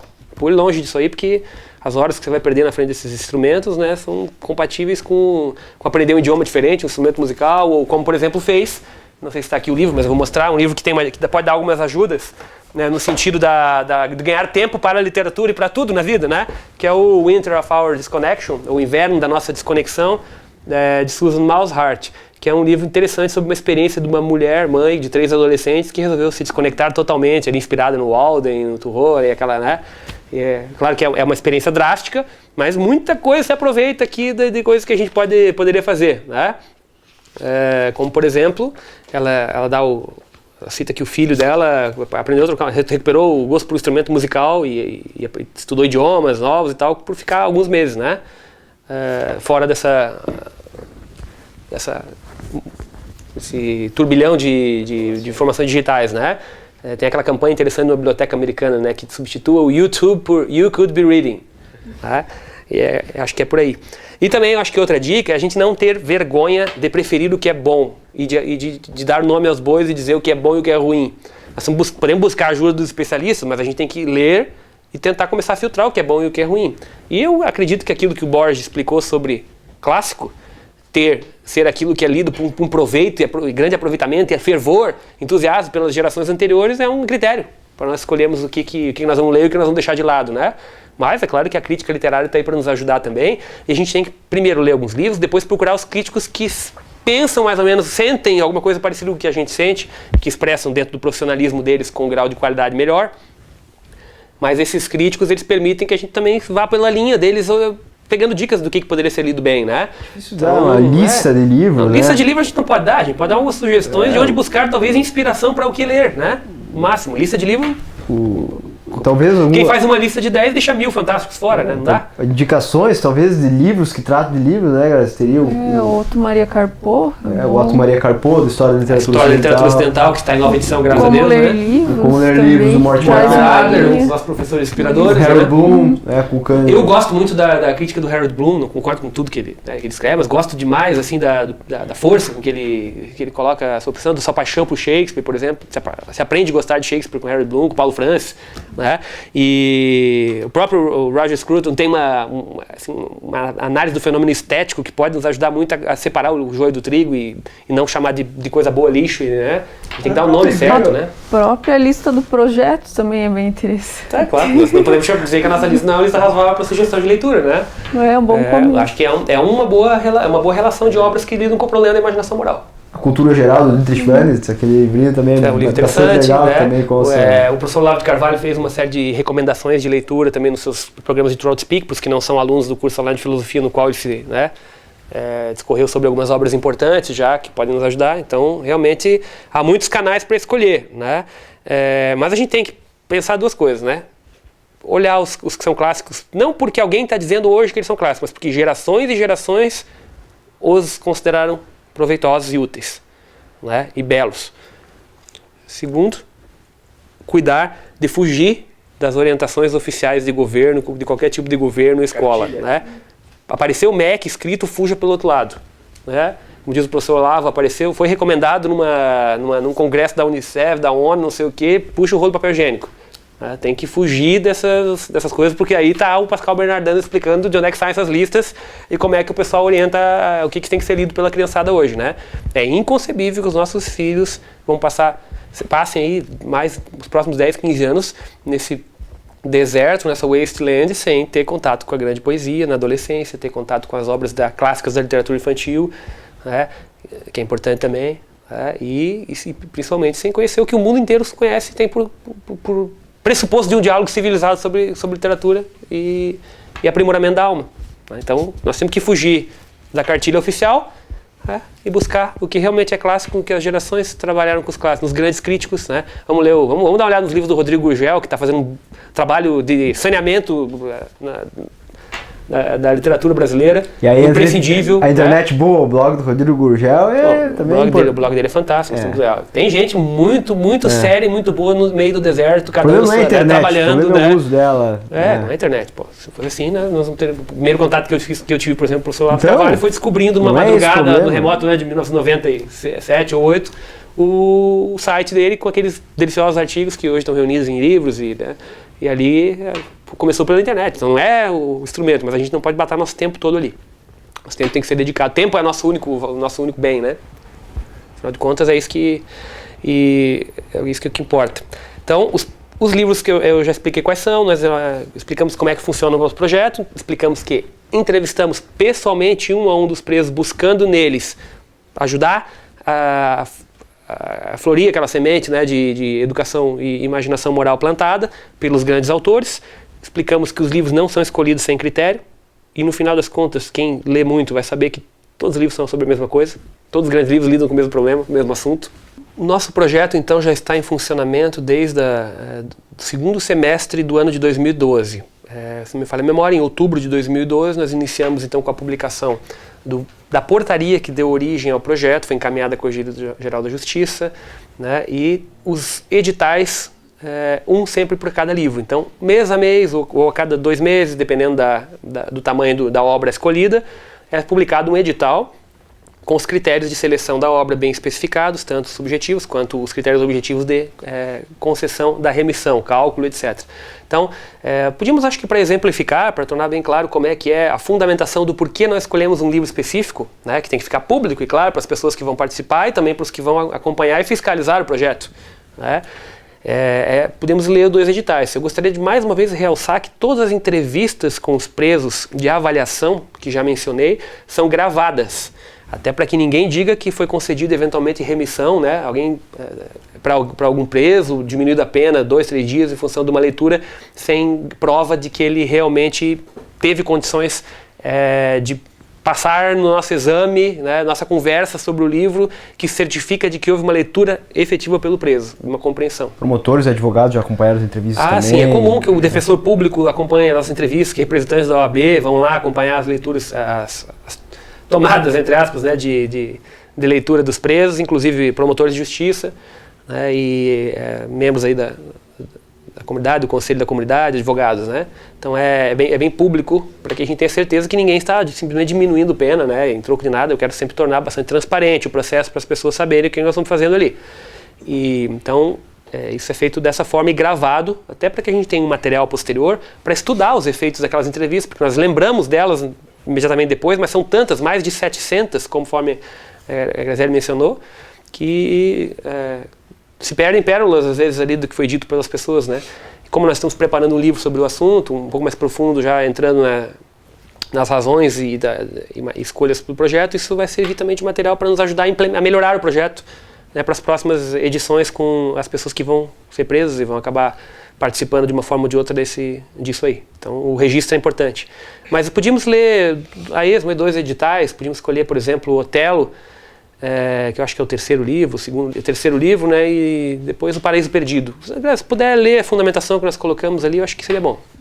A obra escolhida, então, para o módulo 3 foi Otelo, de William Shakespeare, escritor que constitui o centro cânone literário ocidental, por tratar-se de um livro fundamental sobre grandes questões do espírito humano, sobre valiosas virtudes, entre elas o amor, a lealdade e a nobreza, e a decadência da alma humana por severos vícios, traição, racismo, inveja, ciúme e violência cega.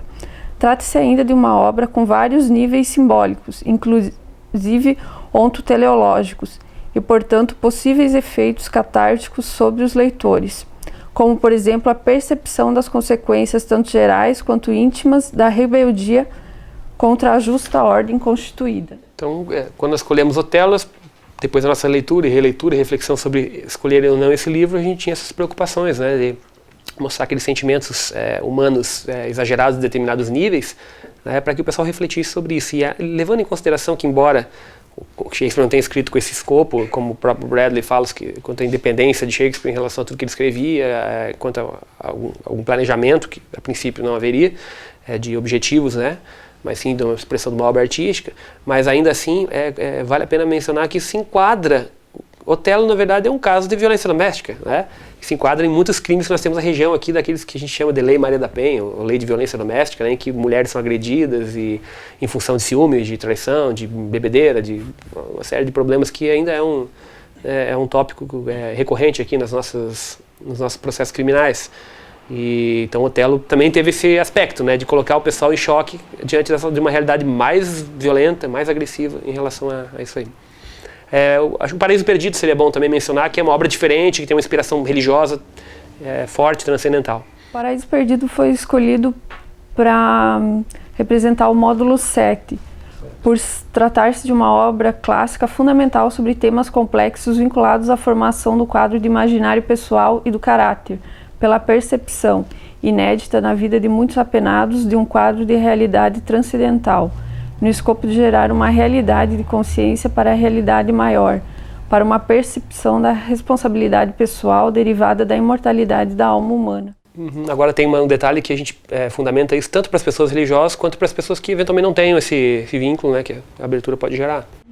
Para as pessoas religiosas, a obra pode ser lida como uma expressão poética de uma realidade superior bastante concreta, e para os demais, como um quadro mitológico profundo, simbólico e de valor cultural universal, que tem como tema central a responsabilidade pessoal de cada homem em relação aos seus atos e ao seu destino. A responsabilidade pessoal é um tema central, como a gente já explicou e conversou aqui, do nosso trabalho, né? Cada obra tem que ser...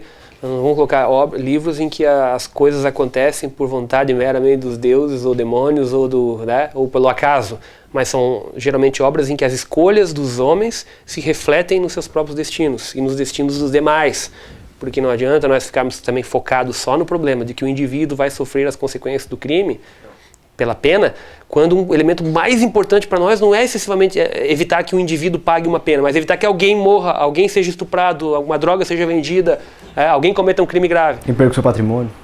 ou perca o seu patrimônio, né, seus bens. Então, o que nós queremos é também o efeito dos atos humanos na vida de terceiros.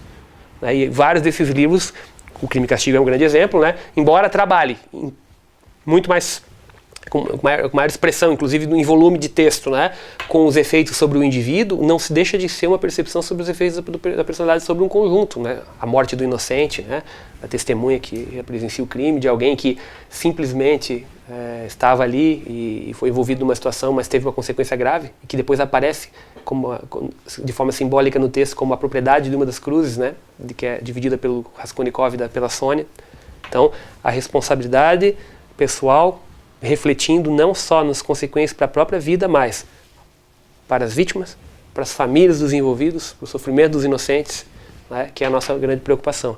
A isso, a restauração da ordem pelo cumprimento da pena, né, pela expiação, então, é acrescido um segundo significado, simbólico também, que é a preocupação com o semelhante, com o outro que vai sofrer, e não só consigo mesmo. Né? Esses livros têm esse perfil. E a Montanha Mágica por exemplo, um exemplo. Moby Dick é um exemplo. Né? Moby Dick, o Capitão Ahab derruba com ele uma tripulação inteira. Sobra um de testemunha, né? Sobra só o Ismael de testemunha. Só levou a experiência. A experiência com ele, né? Isso é uma coisa que aparece bastante nas entrevistas com os presos. Né? O que o Ismael levou dessa história toda? Ele foi caçar baleia por dinheiro, por aventura. Só história para contar. Sobrou só uma coisa, história para contar. O que você leva daqui quando você sai do presídio? A experiência. Né? A escolha depois. Se quer voltar ou não quer, você que sabe. A gente já conversou um pouco, mas essa questão a respeito da aplicação na vida deles dos livros é bem presente, né? Na Montanha Mágica, o senhor citou agora, por exemplo.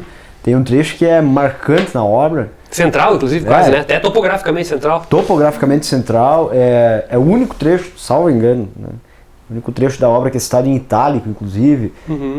Escrito em destaque, né? Uma frase dentro daquele contexto que é citado em itálico, né? Que é o momento que o Hans Castor fica preso numa nevasca, né?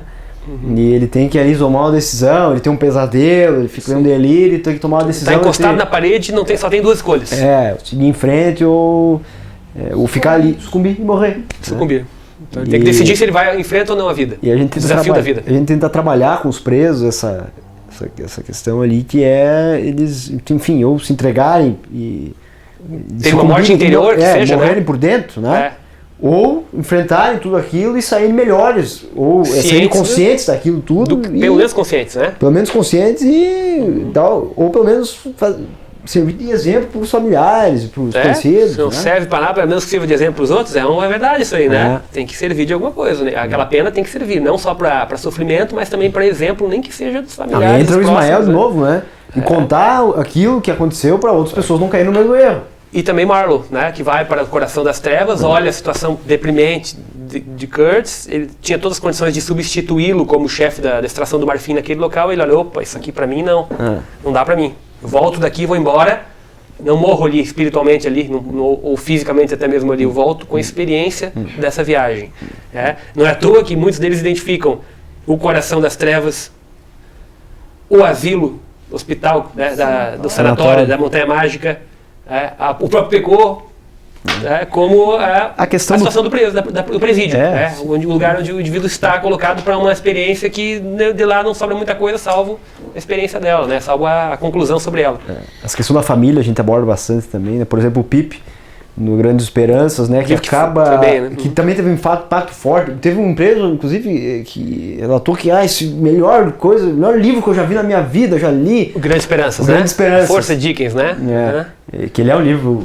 Teve Vermelho e Negro também, que uma presa relatou, falando sobre a ganância, falou que ela tinha um emprego, mas que ela queria ganhar mais dinheiro e por isso foi pro tráfico. Essa questão do Pipe, que o Pipe, então, no Grandes Esperanças, acaba meio que renegando o Joe, a família dele, que era o cara que sempre esteve do lado dele. Esquecendo as coisas essenciais e indo pro... que é uma coisa, como o senhor falou antes, é o mesmo livro sempre, né? Os livros são todos, os grandes livros são sempre os mesmos. Mas ali, então, que é essa questão da importância da família, e eles, quando estão presos, talvez a reclusão faça os refletir sobre isso, e tem esse efeito também, né? De como é importante aquela convivência familiar, e muitos falam, eu quero só sair daqui e ficar com minha família, e ajudar meus filhos. Tudo isso poderia ser para nós um mero discurso deles, né? Pô, o cara tem até estelionatário lá, porque ele não pode me enganar se ele enganou tanta gente por aí, sim, né? Sim. Perfeitamente possível. Mas uma coisa que a gente observa, que eu acho que é importante registrar por ser inédito, né? Em 700 casos, nós tivemos um caso de reincidência comprovada, 700 entrevistas, cento e tantas pessoas ouvidas, nós tivemos uma pessoa que foi solta e depois foi presa de novo. Porque dá para dizer, que a gente acompanha isso com algum grau, né, de eficiência, dá para dizer então pelo menos que por enquanto o projeto tem alcançado seu objetivo de evitar novos crimes, proteger as pessoas aí fora, não só educar o cidadão lá, o criminoso condenado, mas proteger os demais que estão aí e vão necessariamente, inevitavelmente voltar a conviver com essas pessoas no dia a dia. Vocês não imaginam, pessoal, o número de ex-criminosos, número de pessoas condenadas por crimes graves, número de pessoas perturbadas mentalmente que circula pelas ruas por aí e que já passou pela jurisdição criminal, pela ciência da sua existência e dos seus problemas. É muito grande, a gente tem que se cuidar. Então, quanto menos problemas a gente tiver porque as pessoas tiveram uma chancezinha de melhora, mas é menos chance de sermos abatidos aí, que nem bichos aí nessa violência que está acabando com o nosso país, com mais de 60 mil mortes por ano.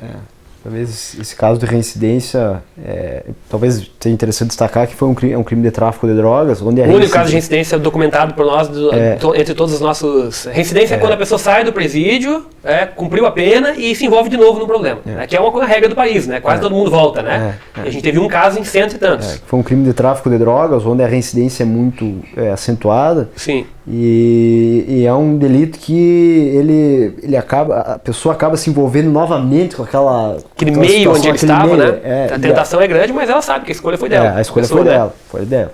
Uhum. E é por isso que as leis têm que ser absolutamente rigorosas para cortar, inclusive, os vínculos desse tipo de gente. É absurdo os nossos sistemas penais hoje entenderem, tendo a lei dito o contrário, que a jurisprudência, que os juízes do país têm, na minha opinião, um absurdo, tenham entendido que esses crimes permitem progressão de regime, que eles têm que ter um tratamento penal favorável, como, por exemplo, o tráfico de drogas. Veja se é concebível a ideia de que alguém condenado por tráfico de drogas possa substituir a sua pena de prisão por um mero prestação de serviços comunitários. É evidente que esse é o cara que não pode prestar serviço comunitário. Ele está fazendo um antisserviço comunitário por definição. O crime dele é um crime específico de perigo geral, né? Então isso não pode ter substituição de pena, não pode ter progressão de regime, mas tem. Nós não damos aqui, mas em outros locais se dá e os tribunais eventualmente da nação dão, inclusive o Supremo. Então veja que se a gente não trabalhar por outro lado, em poucos meses um traficante está na rua de novo, ainda que condenado pela justiça. Então nós temos um caso de reincidência acompanhado por nós em mais de 120 participantes do projeto que já saíram.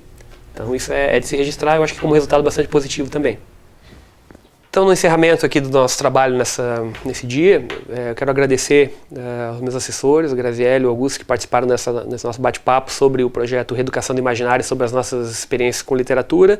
Quero novamente agradecer ao professor Aramis, que organizou esse congresso com pessoas bastante capacitadas. Eu espero poder assistir todas as palestras. Vi muitas pessoas ali que eu admiro muito e tenho certeza que serão muito proveitosas para o público.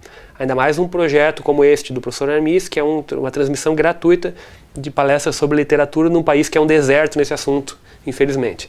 Então, vamos agradecer a todos e queremos também dizer que mais informações sobre o projeto Reeducação do Imaginário podem ser obtidas por duas fontes essenciais. Nós temos 2 artigos publicados no site Mídia Sem Máscara.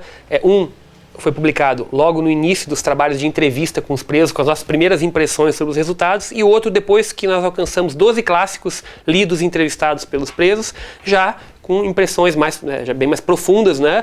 E nossas primeiras conclusões aí sobre a viabilidade e os resultados desse projeto de literatura clássica com presos. Nós estamos preparando um livro sobre o assunto, que deve logo ficar pronto, e prepararemos um material mais denso até de fundamentação teórica do uso desses materiais por nós.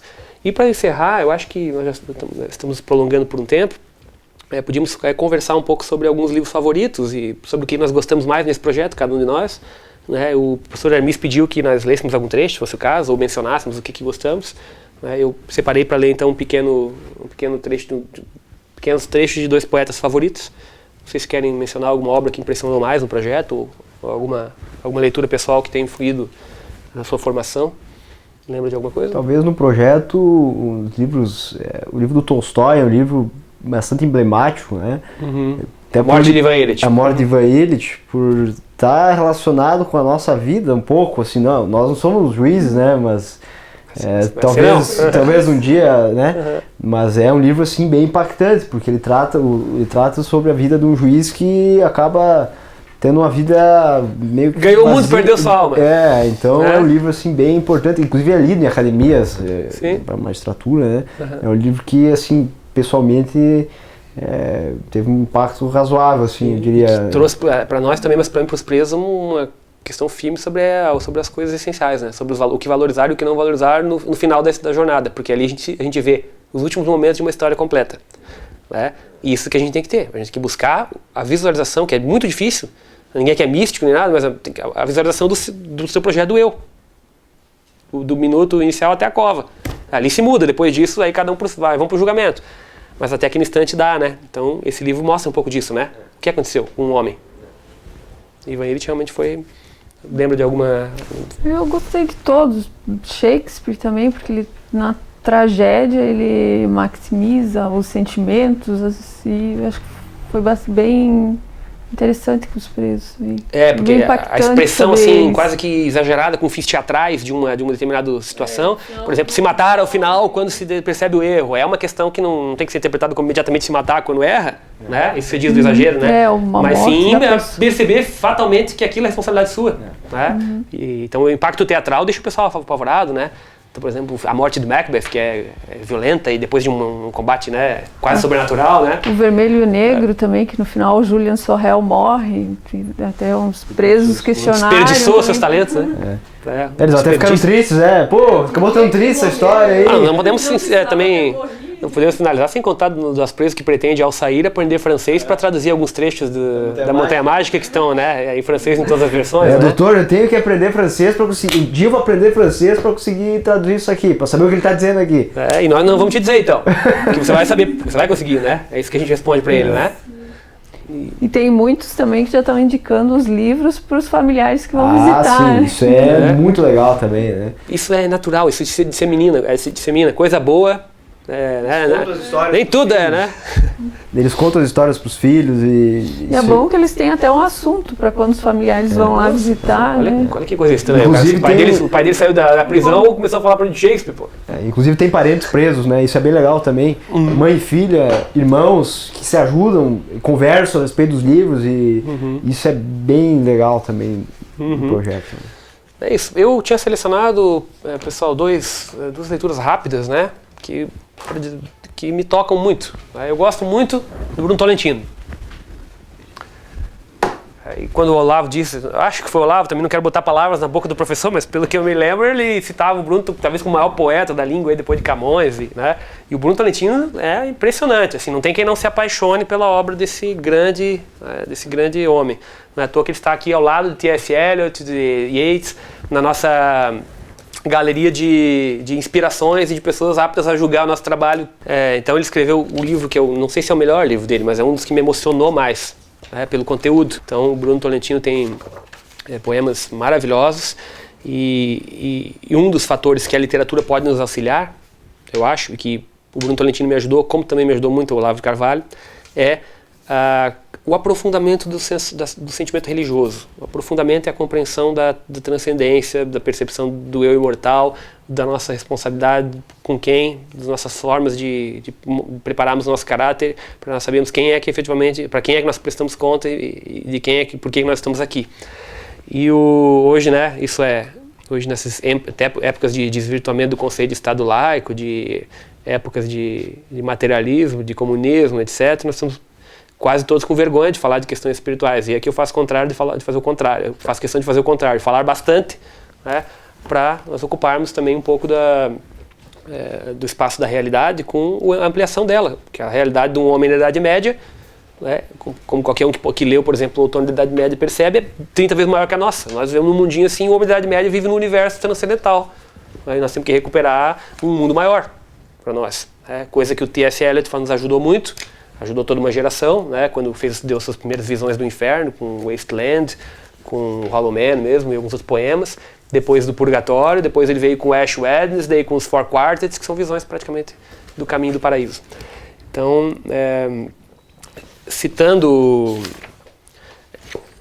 Eu vou ler um trecho de Bruno Tolentino que para mim é muito emocionante, que é um é um livro de inspiração espiritual muito grande, As Horas de Catarina, em que ele menciona a influência da obra The Dark Night of the Soul, A Noite Escura da Alma, de São João da Cruz, na personagem dele, a Catarina, uma freira reclusa, que está vivendo o dilema e que no final vai ter determinadas percepções, né? É a noite quase escura, né? Então eu vou ler só estrofes 3 e 4. O Cristo redescobre-se no escuro. É como o olhar do gato que te espia, astuto de saber que não o vias à luz habitual. O Cristo é o puro espanto de ser visto quando o muro mais cego te encurrala. As fantasias que te alvoraçam, soltas pelos dias, desaparecem e ele vem. O escuro tem as modulações que a luz não tem.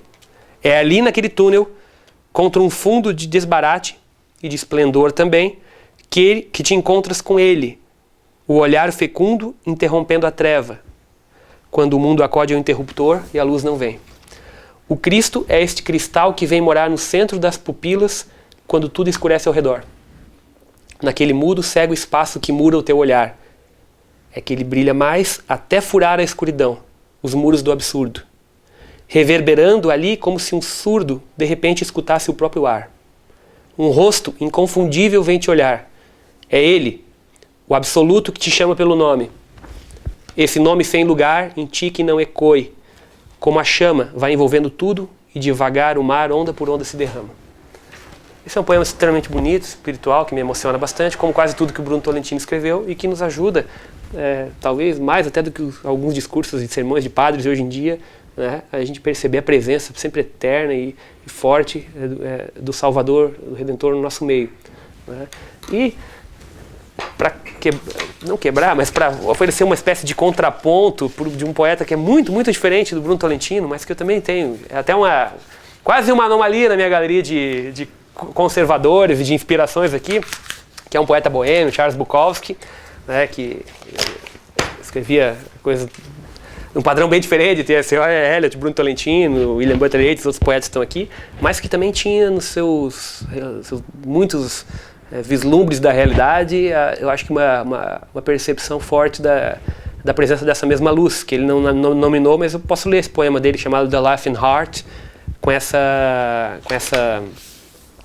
inspiração que o Bruno traz. Eu vou ler só um trecho, chama The Laughing Heart. Your life is your life. Don't let it be clubbed down submission. Be on the watch. There are ways out. There is a light somewhere. It may not be much light, but it beats the darkness. A sua vida é a sua vida. Não deixe que ela seja esmagada na fria submissão. Esteja atento. Existem outros caminhos.